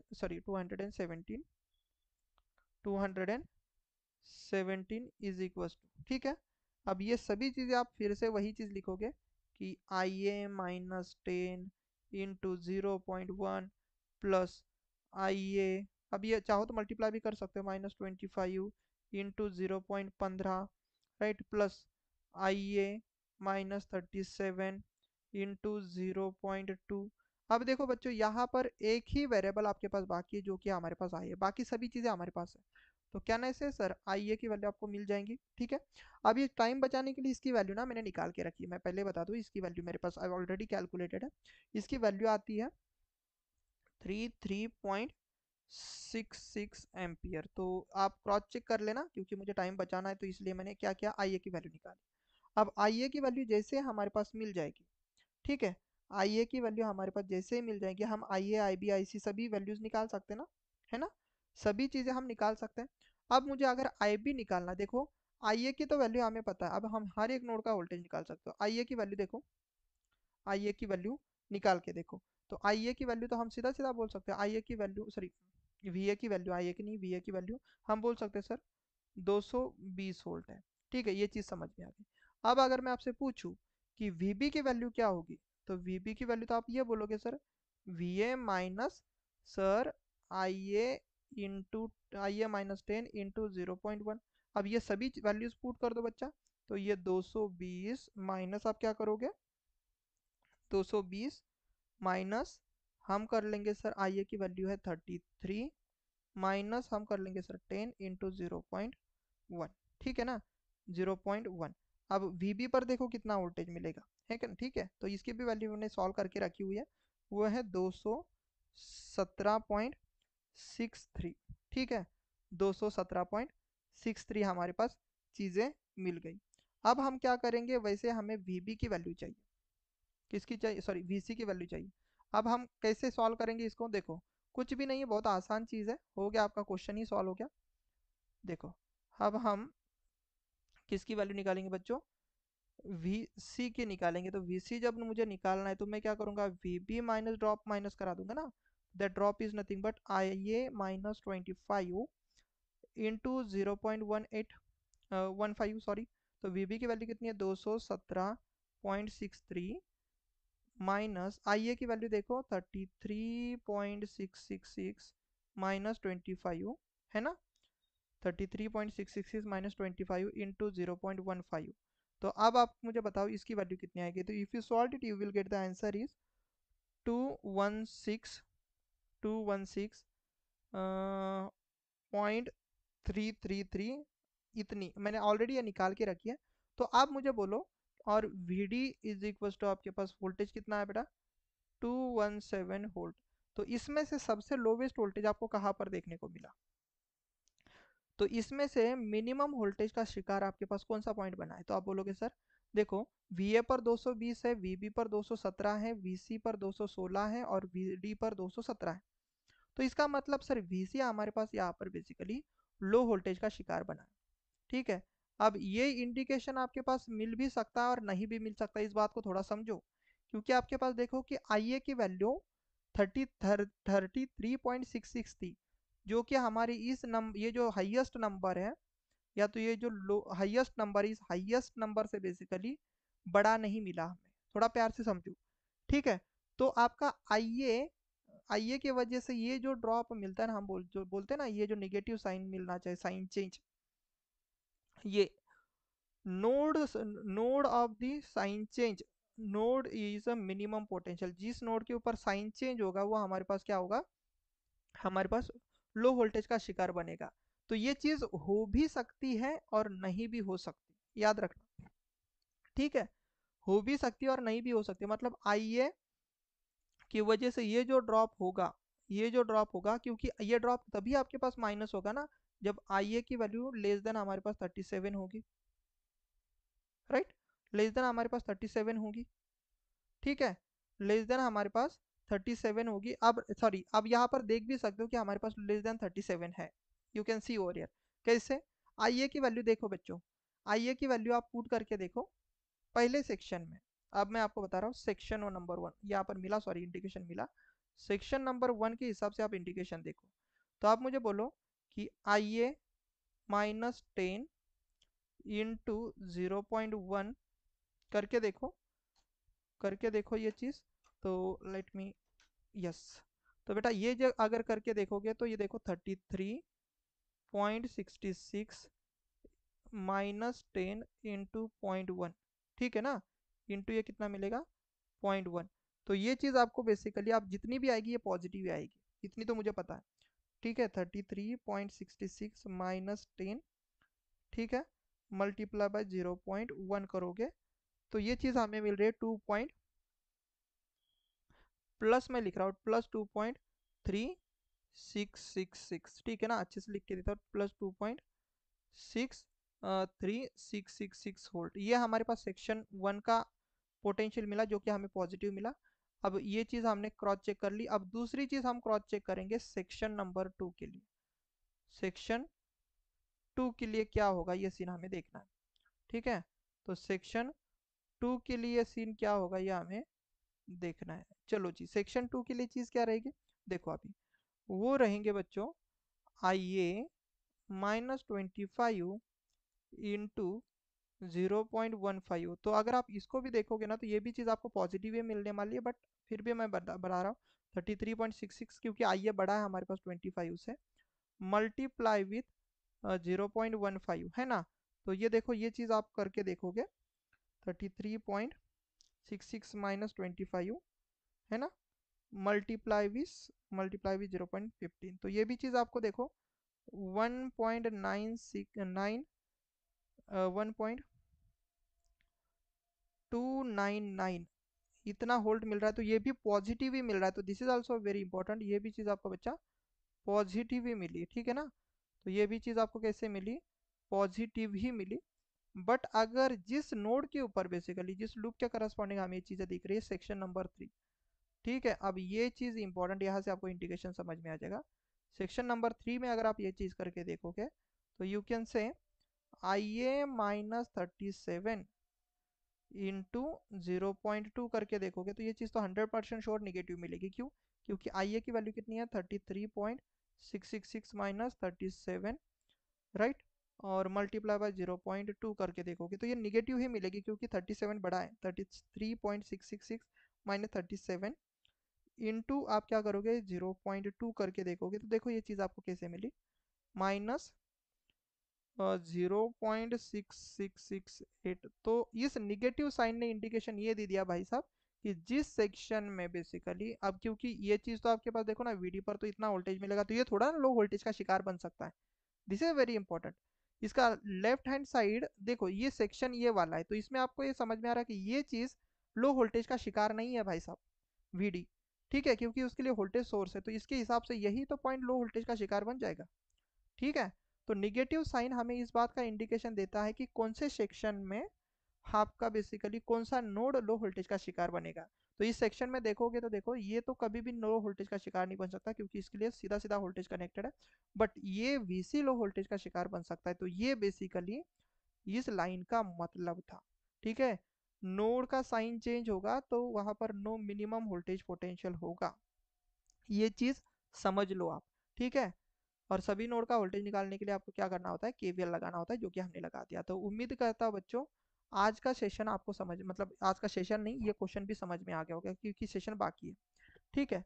अब इसमें एडवांटेजेस डिसएडवांटेजेस क्या रहेंगे ये हमें समझना है। तो जब हम बोथ साइड से सोर्स को फीड करेंगे तो उसमें एडवांटेजेस क्या मिलते हैं।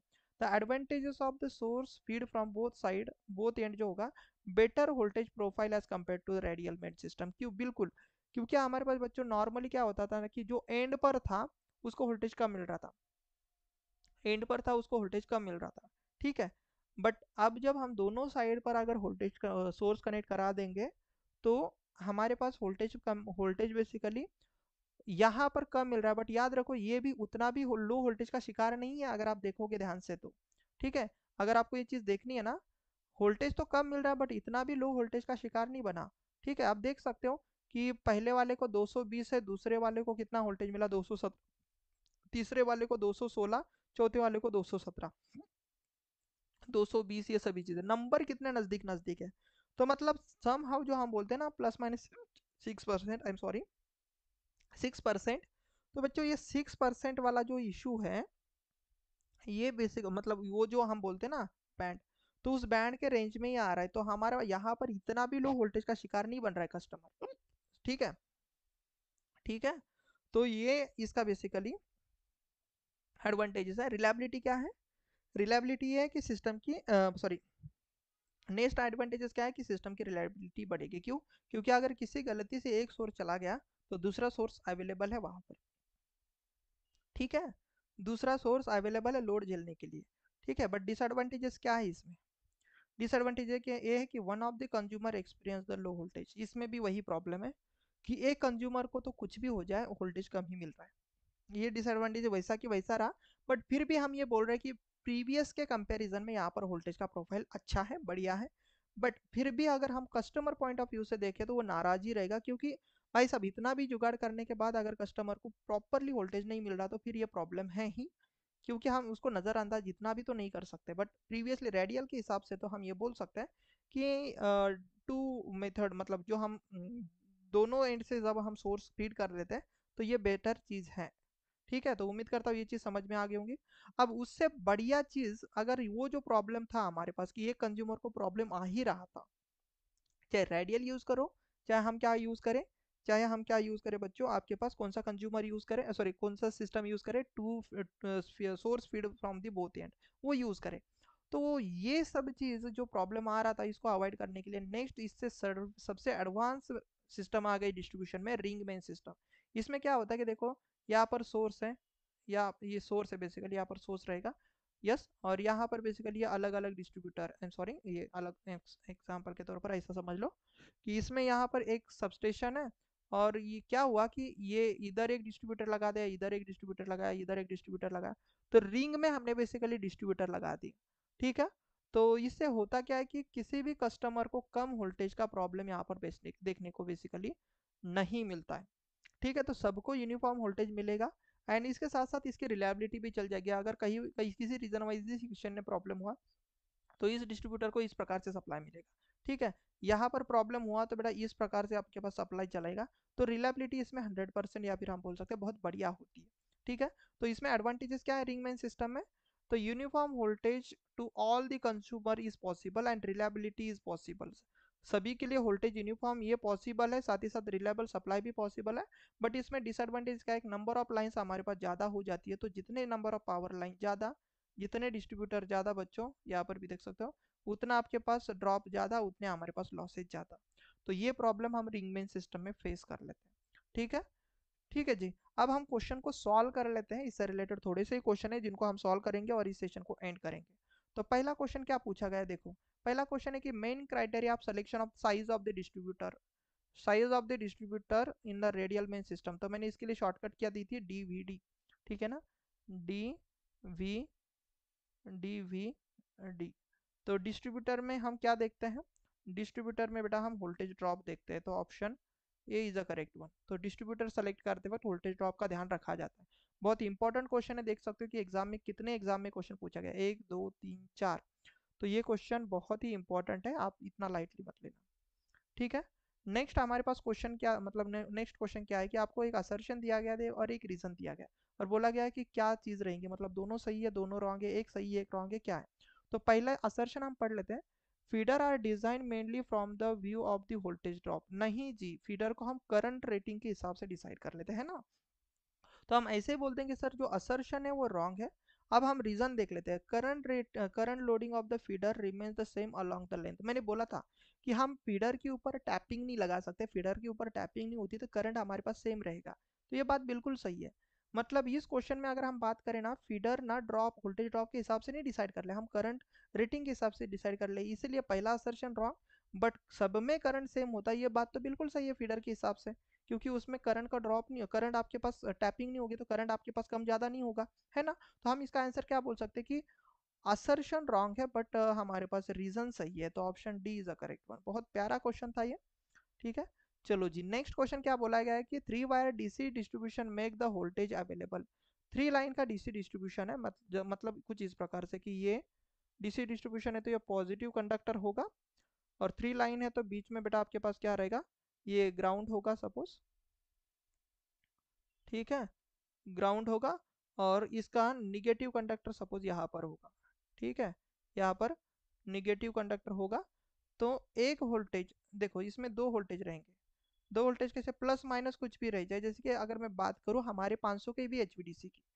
ठीक है, 500 के वी एचवीडीसी चंद्रपुर टू पड़ के जो है ना महाट्रांसको की, उसकी मैं बात करता हूँ। इसमें बेटा 2 ही वोल्टेज पॉसिबल है, 2 वोल्टेज कौन से। अब मैग्नीट्यूड वाइज अगर हम बात करें तो एक रहेगा -500 किलो वोल्ट मैग्नीट्यूड वाइज, इसकी वैल्यू कितनी आ जाएगी, 500 किलो वोल्ट ही आ जाएगी मैग्नीट्यूड वाइज। और एक रहेगा +500 किलो वोल्ट। ठीक है, ठीक है, एक पोल टू ग्राउंड, तो ये हमारे पास कितना हो जाएगा, ये भी हमारे पास 500 किलो वोल्ट ही बनेगा। और एक रहेगा हमारे पास देखो ये क्या रहेगा हमारे पास, इसके बीच का डिफरेंस एक पोल से लेके दूसरे पोल, तो 500 माइनस ऑफ माइनस 500, तो इसका अगर हम मॉड लेंगे तो बेटा ये हो जाएगा 1000 किलो वोल्ट। ठीक है ना, ये किलो वोल्ट है, मैंने किलो वोल्ट लिख दिया बस ओनली। ठीक है, तो this thing is basically a kilo volt. ठीक है, सो let me right in a proper way. तो 500 kilo minus minus of 500 kilo, ठीक है, माइनस ऑफ 500 किलो, ये हो जाएगा इतना। तो ये किलो किलो में आपके पास चीज़ें बन जाएगी। ठीक है, तो ये चीज़ समझ लो। तो कितने वोल्टेज मिले आपके पास, तो देखो ये 500 किलो वोल्ट और ये माइनस 500 किलो वोल्ट। तो कुछ भी हो जाए, अगर उसके मैग्नीट्यूड की बात करेंगे तो ये चीज़ देखो माइनस कुछ भी रहे, बट अल्टीमेटली ये 500 किलो वोल्ट ही है ना। और ये कितना है हमारे पास, 1000 किलो वोल्ट ही है ना। मतलब दो ही रेंज मिलेगी नहीं, मतलब एक चीज़ देखो, यहाँ इन दोनों के बीच में मेजर करोगे तो वी मिलेगा, इन दोनों के भी बीच में मेजर करोगे तो वी ही मिलेगा। बट अगर आप इन दो पोल के बीच में अगर वोल्टेज मेजर करोगे तो that will be your 2V मिलेगा। Got it. तो मतलब दो ही रेंज मिल रहा है, एक तो हमारे पास 3 वायर, ध्यान से देखना, 3 वायर डीसी सिस्टम में तीन तीन वोल्टेज नहीं मिलते, आपको ऐसा लगेगा दो ही वोल्टेज मिलता है। एक मिलेगा V किसी भी पोल एंड ग्राउंड के बीच में, एंड दूसरा मिलेगा हमारे पास 2V दो पोल के बीच में। ठीक है, तो ये आंसर होगा हमारे पास option 2 is the correct one. इसको हम फेज वोल्टेज ऐसा टर्म नहीं होता है, जिसे हम पोल वोल्टेज बोलते हैं बेसिकली। अगर कभी आपको डीसी के एचवीडीसी में कभी किसी ने पढ़ा दिया तो याद रखना कि दिस इज एचवीडीसी में फेज वोल्टेज लाइन वोल्टेज की कोई टर्म नहीं होती है। There will be a term of the pole voltage, right ना, पोल टू पोल वोल्टेज या तो pole to ground voltage, pole voltage होता है। तो टू ही हमारे पास अवेलेबिलिटी होती है। तो नेक्स्ट देख लेते हैं कि main type of the distribution system in India, distribution system in India हमारे पास मेनली कौन सा होता है, तो होता है बेटा सबसे सस्ता। बेसिकली हमारा इंडिया बहुत सस्ता गरीब देश मानते हैं हम, तो रेडियल ही रहेगा, क्योंकि वो बनाना भी आसान है और थोड़ा सा कॉस्ट भी कम होता है उसका। तो इंडिया में जैसे कि घर भी बहुत पहाड़ों पहाड़ों में होते हैं, तो हम वहाँ पर रिंग मैन सिस्टम थोड़ा ना बना सकते हैं। तो अगर कोई कंज्यूमर एकदम गांव में एकदम पहाड़ में जाकर बेटा वो इलेक्ट्रिसिटी की डिमांड कर रहा है, तो उसको थोड़ा हम पूरा रिलायबिलिटी के साथ सप्लाई देंगे। इसलिए तो गांव में क्या होता है कि बेसिकली बिजली चली जाती है, क्योंकि रेडियल मैन सिस्टम होता है। कोई प्रॉब्लम आ गया तो वो सभी चीज़ें, मतलब ट्रांसफार्मर जल जाता है, जब तक नया ट्रांसफार्मर नहीं आता तब तक आपके पास सप्लाई नहीं मिलता है ना। तो इंडिया में हमारे पास रेडियल सिस्टम बन जाती है। ठीक है जी, नेक्स्ट देख लेते हैं, विच of the following distribution system is more reliable. अभी अभी हमने देखा था कि कौन सी सिस्टम डिस्ट्रीब्यूशन की सबसे ज़्यादा रिलायबल है, तो वो बेटा हमारे पास रिंग मेन सिस्टम ही ज़्यादा रिलायबल, सबसे ज़्यादा रिलायबल रिंग मेन सिस्टम होती है। ठीक है, यस। नेक्स्ट चीज बोली गई कि size of the conductor in a distribution system is found by, ये बहुत इंपॉर्टेंट क्वेश्चन है। अगर कभी भी इस डिस्ट्रीब्यूशन का साइज पूछा, कंडक्टर का साइज पूछा, तो वो है बेटा केल्विन्स लॉ, ये इंपॉर्टेंट लॉ है, याद रखना। ठीक है, नाम याद रख लेना, size of the conductor in a distribution system is Kelvin's law. ठीक है, next, three phase four wire system in a commonly used in, three phase four wire system हम कहाँ पर यूज करते थे।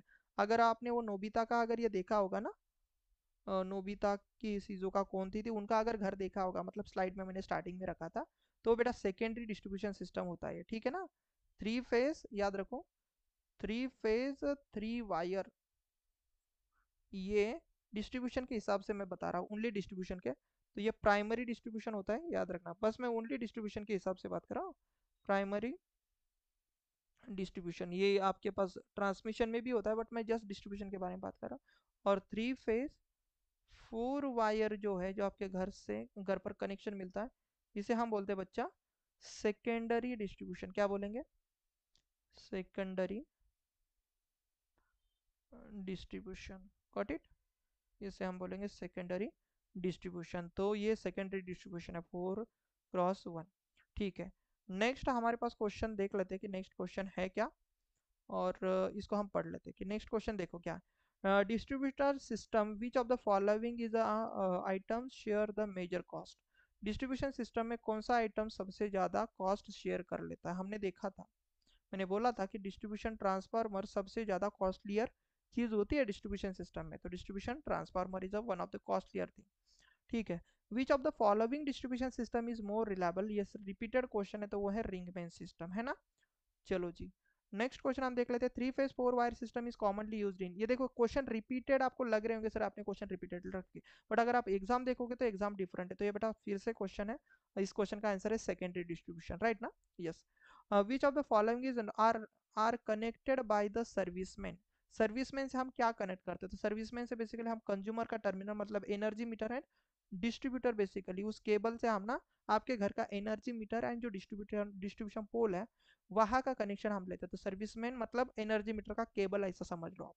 यस। तो इसे हम डिस्ट्रीब्यूटर एंड कंज्यूमर टर्मिनल हम कनेक्ट कर लेते हैं। नेक्स्ट पॉइंट क्या बोला है कि distributors of the overhead lines are, distributor कैसे होते हैं, तो हमने बोला है they are basically 3 phase 4 line, क्योंकि वो सेकेंडरी डिस्ट्रीब्यूशन में आते हैं ना, 3 फेज 4 लाइन के होते हैं। नेक्स्ट क्वेश्चन है आपके पास क्या, कि distributor are design from the point of view DVD, तो voltage drop point of view से हम बेसिकली डिस्ट्रीब्यूटर को डिजाइन कर लेते हैं। तो option C is the correct one. देखो कितने जल्दी जल्दी क्वेश्चन सॉल्व हो रहे हैं। Major type of the distribution substation is, major type of the distribution अगर आप देखोगे तो डिस्ट्रीब्यूशन में सबसे ज्यादा अगर कोई सबस्टेशन है तो बेटा वो पोल माउंटेड सबस्टेशन है, ठीक है ना। एक दो पोल होते हैं और यहाँ पर ये ट्रांसफार्मर रखा होता है ना, आपने देखा होगा। तो ये पोल माउंटेड सबस्टेशन बेसिकली सबसे ज्यादा है एज कम्पेयर टू डिस्ट्रीब्यूशन में 33 केवी या तो 11 केवी के जो सबस्टेशन नॉर्मली ना हो, तो पोल माउंटेड सबस्टेशन मेजरली आपके पास है डिस्ट्रीब्यूशन सिस्टम में। चलो ये एक बढ़िया क्वेश्चन है, ठीक है। अब इस क्वेश्चन में क्या बोला है उन्होंने, in a single phase AC system, थोड़ा प्यार से देखो क्या बोला गया। Yes. In a single phase AC distribution system supply the two single phase load, दो लोड है as shown in figure. The impedance of the line in the segment AB and BC is J 0.25 and J 0.35। BC में इतना है, AC में इतना इतना impedance है suppose, वैसा उन्होंने बोला है। देन उन्होंने बोला है कि voltage drop from A to C, voltage drop from A to C आपको निकालना है। तो टोटल वोल्टेज ड्रॉप बेसिकली यहाँ से यहाँ तक वोल्टेज ड्रॉप निकालने के लिए उन्होंने बोला है। हम निकालेंगे कैसे, देखो इसके लिए बहुत आसान तरीका है। कि आपको पता है कि सर अगर मैं यहाँ का वोल्टेज ड्रॉप निकालना चाहता हूँ तो मुझे क्या करना पड़ेगा, यहाँ का करंट निकालना पड़ेगा। देखो यहाँ पर एक ही लोड है और 40 एम्पियर का करंट है, तो इधर तो सर 40 एम्पियर ही जाएगा। तो अगर मैं यहाँ का ड्रॉप निकालूँ, वोल्टेज ड्रॉप ऐसा लिखो, voltage drop between B and C के बीच में, ओके बी एंड सी के बीच में वोल्टेज ड्रॉप कितना आएगा, तो आप बोलोगे सर ये तो बहुत आसान है, इम्पीडेंस कितना बच्चों, सर इम्पीडेंस जे 0.35 है और करंट है हमारे पास 40 एम्पियर। क्योंकि यहाँ पर देखो यूनिटी पावर फैक्टर का तो एंगल लेने की जरूरत नहीं। तो if you solve it you will get the answer is, इसका आंसर देखो मैं आपको बताता हूँ, 40 मल्टीप्लाई बाय 0.35 कर लोगे तो you will get the answer is J 14, ठीक है, वोल्ट इतना आपके पास आ जाएगा। तो ये ड्रॉप इतना रहा।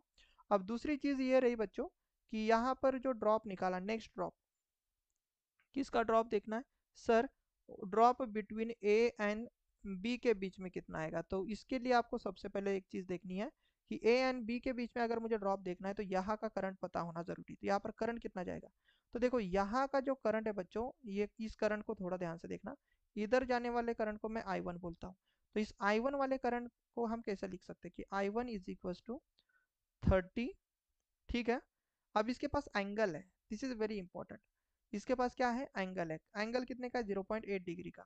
तो आपको पता होगा कि करंट लैग कर रहा है, करंट लैग कर रहा है मतलब इसका एंगल क्या होगा, क्या होगा, tan inverse of basically what ever be the angle, ठीक है ना, what ever be the angle lag कर रहा है, इसकी वजह से यहाँ पर क्या रहेगा, माइनस साइन, ठीक है।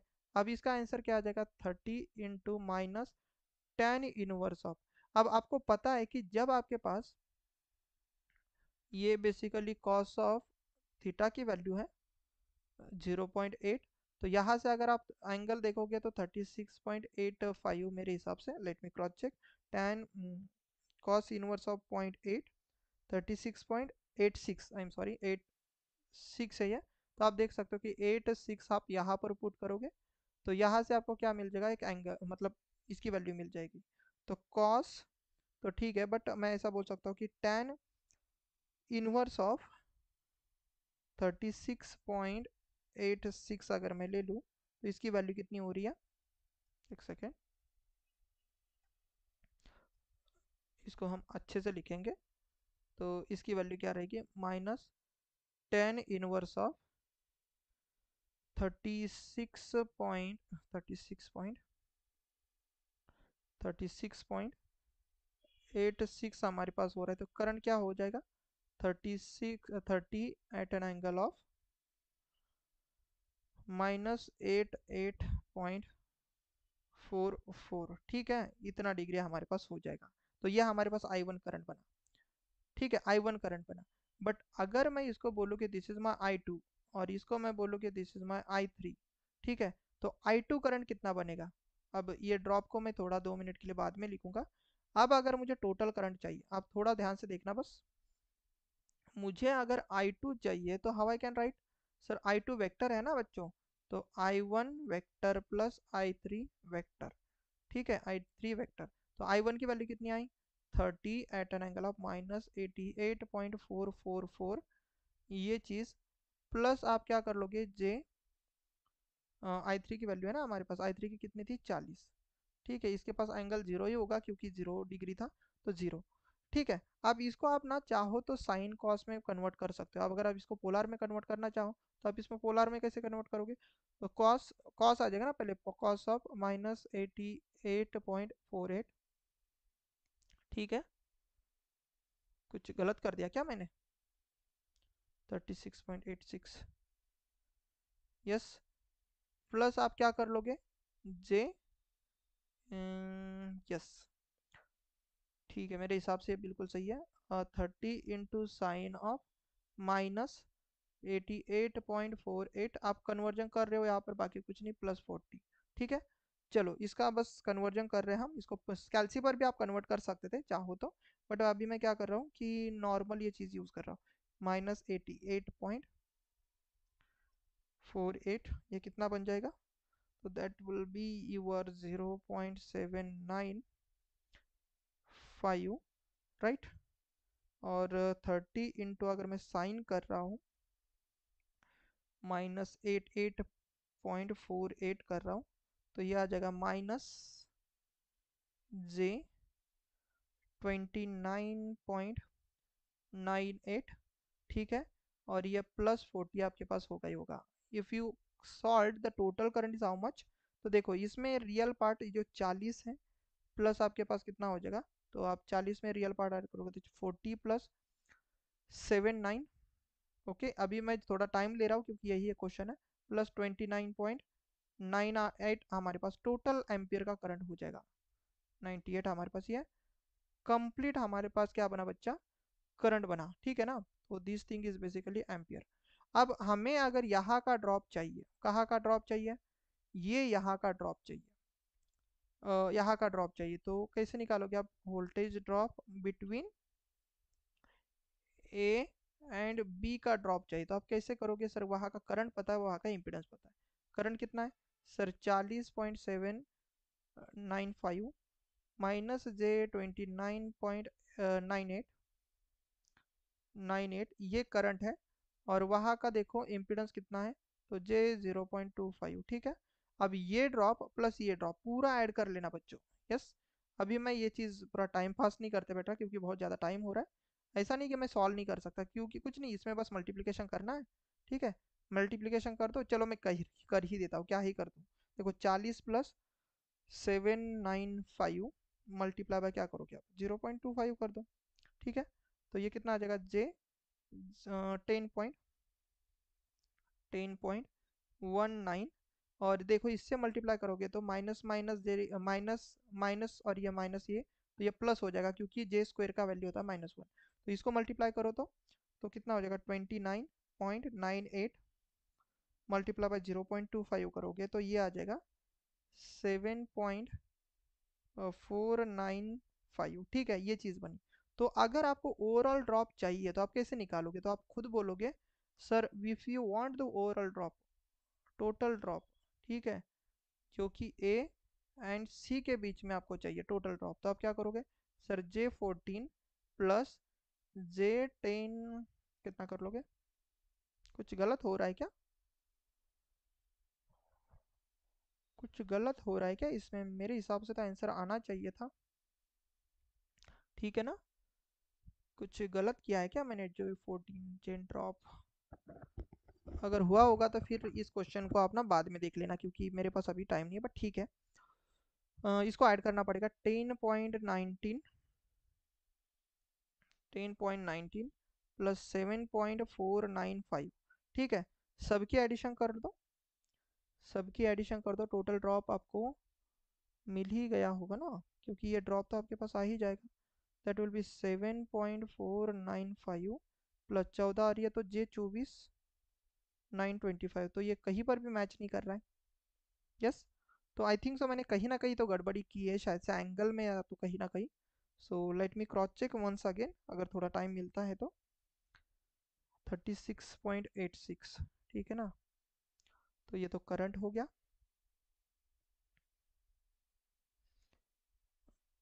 एंगल, अरे अरे अरे अरे अरे, आई एम सॉरी, यहाँ पर मैंने गलती की। यस, क्योंकि यहाँ पर हम टेन इनवर्स नहीं लेते ना, सीधा एंगल आना चाहिए, मैंने गलती कर दी यहाँ पर। यस, यही गलती है, आप इसको सुधार लो बस, बाकी कुछ नहीं। ठीक है ना। यहाँ पर बेटा -36.86 आना चाहिए, तो ये आ जाएगा -36.86, यही आ जाएगा। यस, कुछ नहीं है, बस चलो मैं ही कर देता हूँ, कितना ही समय लगेगा। बाद में आप बोलोगे नहीं तो सर आपको आती नहीं। देखो, नॉर्मल मिस्टेक मैंने टैन ले लिया, इट वॉज मतलब सिली मिस्टेक जिसे हम बोल सकते हैं। और ये चीज़ अगर हम सपोज यहाँ पर ले लें, तो ये फिर से आपके पास मैं बोलता हूँ कि इसकी वैल्यू 0.6 और 0.8 आ जाएगी, क्योंकि ये 36.86 करोगे तो ये माइनस है, और ये हमारे पास -36.86 करोगे। ठीक है, तो ये चीज़ आपके पास बन जाएगी। तो चलो मैं इसको इतना ही कर ही देता हूँ, थोड़ी सी मिस्टेक हुई थी। अब इसकी वैल्यू आप बच्चा बच्चा जानेगा सर, 30 × 0.8 हो जाएगा, प्लस J30 इंटू -6 हो जाएगा, -0.6 हो जाएगा, है ना।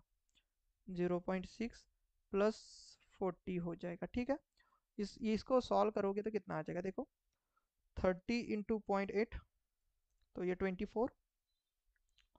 ठीक है, 24 प्लस 30 × 0.6 करोगे तो ये आ रहा है J18 प्लस ये 40।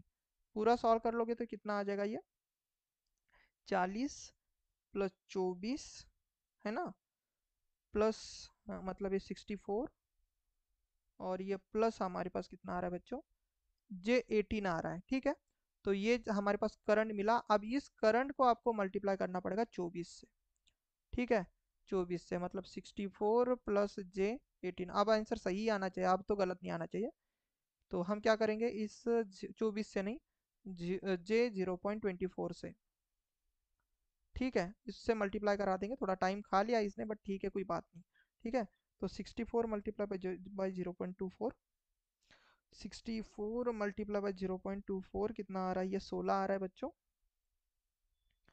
बट ये J16 आ जाएगा, माइनस आ जाएगा ये चीज़, माइनस माइनस माइनस हो जाएगा ना। 18 मल्टीप्लाई बाई 0.25, तो ये आ जाएगा 4.5। ठीक है ना। अब ये चीज़ यहाँ पर ऐड कर दो, मेरे हिसाब से अब तो सही आंसर आना चाहिए, कोई भी बड़ी बात नहीं इसमें, टोटल हमें चीज़ चाहिए थी। सो आप क्या करोगे, ये ड्रॉप, ये इतना वोल्टेज का ड्रॉप प्लस ये ड्रॉप, तो पहला ड्रॉप कितना है 0.14, प्लस दूसरा ड्रॉप कितना है J16, माइनस माइनस कितना आ जाएगा, कुछ गड़बड़ी कर दी क्या, 4.5, फिर से गड़बड़ी की है क्या, मेरे हिसाब से तो नहीं, अभी तो सही आना चाहिए। ठीक है, तो 16 और 14, 14 प्लस 16 कितना हो जाएगा, 30, J30 माइनस, ठीक है, J30 माइनस कितना हो जाएगा बेटा, 4.5। ठीक है, तो यू कैन से सर जो ड्रॉप होगा -4.5 प्लस J30 होगा। ठीक है, तो कुछ गड़बड़ी फिर से हुई है क्या, मेरे हिसाब से तो नहीं होनी चाहिए, क्योंकि अभी अभी मेरे पास जो आंसर आना चाहिए J30 तो है, बट -J45 नहीं है। ठीक है ना, -J45 नहीं है, तो इतना ड्रॉप है। रियल पार्ट हमारे पास माइनस में आया है, सेकेंड पार्ट हमारे पास प्लस में आया है, बट मेरे हिसाब से कोई गलती तो की नहीं है मैंने। 18 18 18, अरे यहाँ पर गलती हुई ना, यस बिल्कुल, यहाँ पर ये 18 बच्चों माइनस में आएगा, आई एम सॉरी, ये माइनस में आएगा, तो ये प्लस में होगा, बिल्कुल। फिर से एक बार गलती, गलती पर गलती, गलती पर गलती, गलती पर गलती, तो ये चीज़ प्लस हो जाएगी। ठीक है, तो ये चीज़ प्लस, ये चीज़ प्लस, तो फाइनली ये चीज़ प्लस, तो your answer of this correct question of this question is option number B. थोड़ा सा टाइम लिया क्योंकि मैंने वो tan गलती से ले लिया और पूरा कैलकुलेशन उसके हिसाब से करता चला। आई नो इस क्वेश्चन ने आपको परेशान किया होगा, बट अगर बेटा अगर आप इसको अच्छे से देख लोगे ना तो ये चीज़ आपको समझ में आ जाएगी। मैंने गलती से वो यहाँ पर tan लिया था, उससे देखो कितना मतलब डबल डबल कैलकुलेशन करना पड़ा, और उसके बाद ये चीज़ मैंने गलती से प्लस माइनस की जगह पर प्लस ली, देन उसके बाद में आंसर मैच नहीं हो रहा था। तो B is the correct one, कोई इसमें बड़ी बात नहीं। ठीक है, उम्मीद करता हूँ क्वेश्चन समझ में आ गया होगा। नेक्स्ट क्या है कि ring main distribution system is preferred to a radial system because, ring main system हम रेडियल सिस्टम के हिसाब से क्यों प्रेफर करते हैं? Because of due to voltage drop in the feeder is less and supply is more reliable. तो यही हमने अभी अभी देखा था, वोल्टेज ड्रॉप कम होता है, सप्लाई सिस्टम हमारे पास रिलायबल होता है। नेक्स्ट चीज हम क्या देखेंगे, which of the following power distribution system provide the greatest reliability, greatest reliability. यार ये तो आसान क्वेश्चन है कि रिंग मैन सिस्टम, देखो क्वेश्चन पूछने का तरीका, radial system is represented by, ये बेटा हम रेडियल सिस्टम वो ओनली वन क्लोज पाथ से बेसिकली हम रिप्रेजेंट करते हैं, option C is the correct one. ठीक है, नेक्स्ट है हमारे पास voltage at the fastest load point from the one and will be least away for, किसके लिए हमारे पास ये पॉइंट होता है? तो कौन सा लोड हमारे लिए सोर्स के हिसाब से बहुत दूरी पर होता है? तो वो होता है हमारे पास रेडियल सिस्टम में। ठीक है ना, ये ऐसा उन्होंने क्वेश्चन पूछा है। Feeder is design mainly on the point of the feeder, FC road, FC road याद करने से आप बोलोगे it is a current carrying capacity है ना, तो option A is the correct one, feeder की बात की थी। तो उम्मीद करता हूँ बच्चों आज का सेशन समझ में आ गया होगा। ठीक है ना, तो ये रहे बेसिकली आज, मतलब पूरा मैंने डिस्ट्रीब्यूशन सिस्टम पढ़ा दिया, जितने भी क्वेश्चंस आते हैं डिस्ट्रीब्यूशन सिस्टम से पूरी चीज़ें पढ़ा दी है, कोई भी चीज़ें छोड़ी नहीं है। ठीक है ना, तो उम्मीद करता हूँ आज का सेशन अच्छा लगा होगा। अगर सेशन अच्छा लगे तो आपको एक चीज़ करनी है, सेशन अगर अच्छा लगता है तो आप उस सेशन को लाइक कर सकते हो, कमेंट करके बिल्कुल जाना सेशन कैसे लगा, क्या लगा, और अगर आपको नेक्स्ट सेशन क्या चाहिए ये भी आप मुझसे कमेंट सेक्शन में बोल सकते हो, सो दैट मैं ट्राई करूंगा उसके हिसाब से। साथ ही साथ अगर आप इस सेशन को शेयर करते हो आपके दोस्तों के साथ तो आपके साथ साथ बेटा उनका भी फायदा होगा। तो kindly do like share and subscribe, basically मतलब सभी चीज़ें आप कर सकते हो। एंड वेरी इंपॉर्टेंट, जिन्होंने अभी तक हमारे यूट्यूब चैनल को सब्सक्राइब नहीं किया है काइंडली सब्सक्राइब कर दो। जितने भी सेशंस होते हैं बेसिकली नए नए, तो वो आपको मिल जाएंगे। मतलब अगर आप गलती से भूल भी जाते तो आपको नोटिफिकेशन मिल जाएगा। तो सब्सक्राइब करने का ये फायदा होता है। और जिन्होंने अभी तक हमारे Telegram and WhatsApp group join नहीं किया है, आप जल्दी से ज्वाइन कर लेना, आपको लिंक डिस्क्रिप्शन साथ ही साथ कमेंट सेक्शन में मैंने अटैच करके रखी है। ठीक है, एग्जाम आपकी बहुत दूरी पर है, इसलिए मैं बोलता हूँ कि आप ना बस पढ़ाई करते रहो। तो आज के सेशन को मैं एंड करूंगा पॉजिटिव लाइन के साथ, और वो ये है कि hard work in a silence, let your success be your noise. बिल्कुल, बहुत सारे लोग क्या करते हैं ना कि पढ़ाई करने का दिखावा करते हैं कि मैं पढ़ाई कर रहा हूँ, पढ़ाई कर रहा हूँ। ऐसा मत करो, पढ़ाई करोगे तो एकदम आराम से ऐसे पढ़ाई करो कि आपके घर वालों को भी पता ना चले कि आपने पढ़ाई की।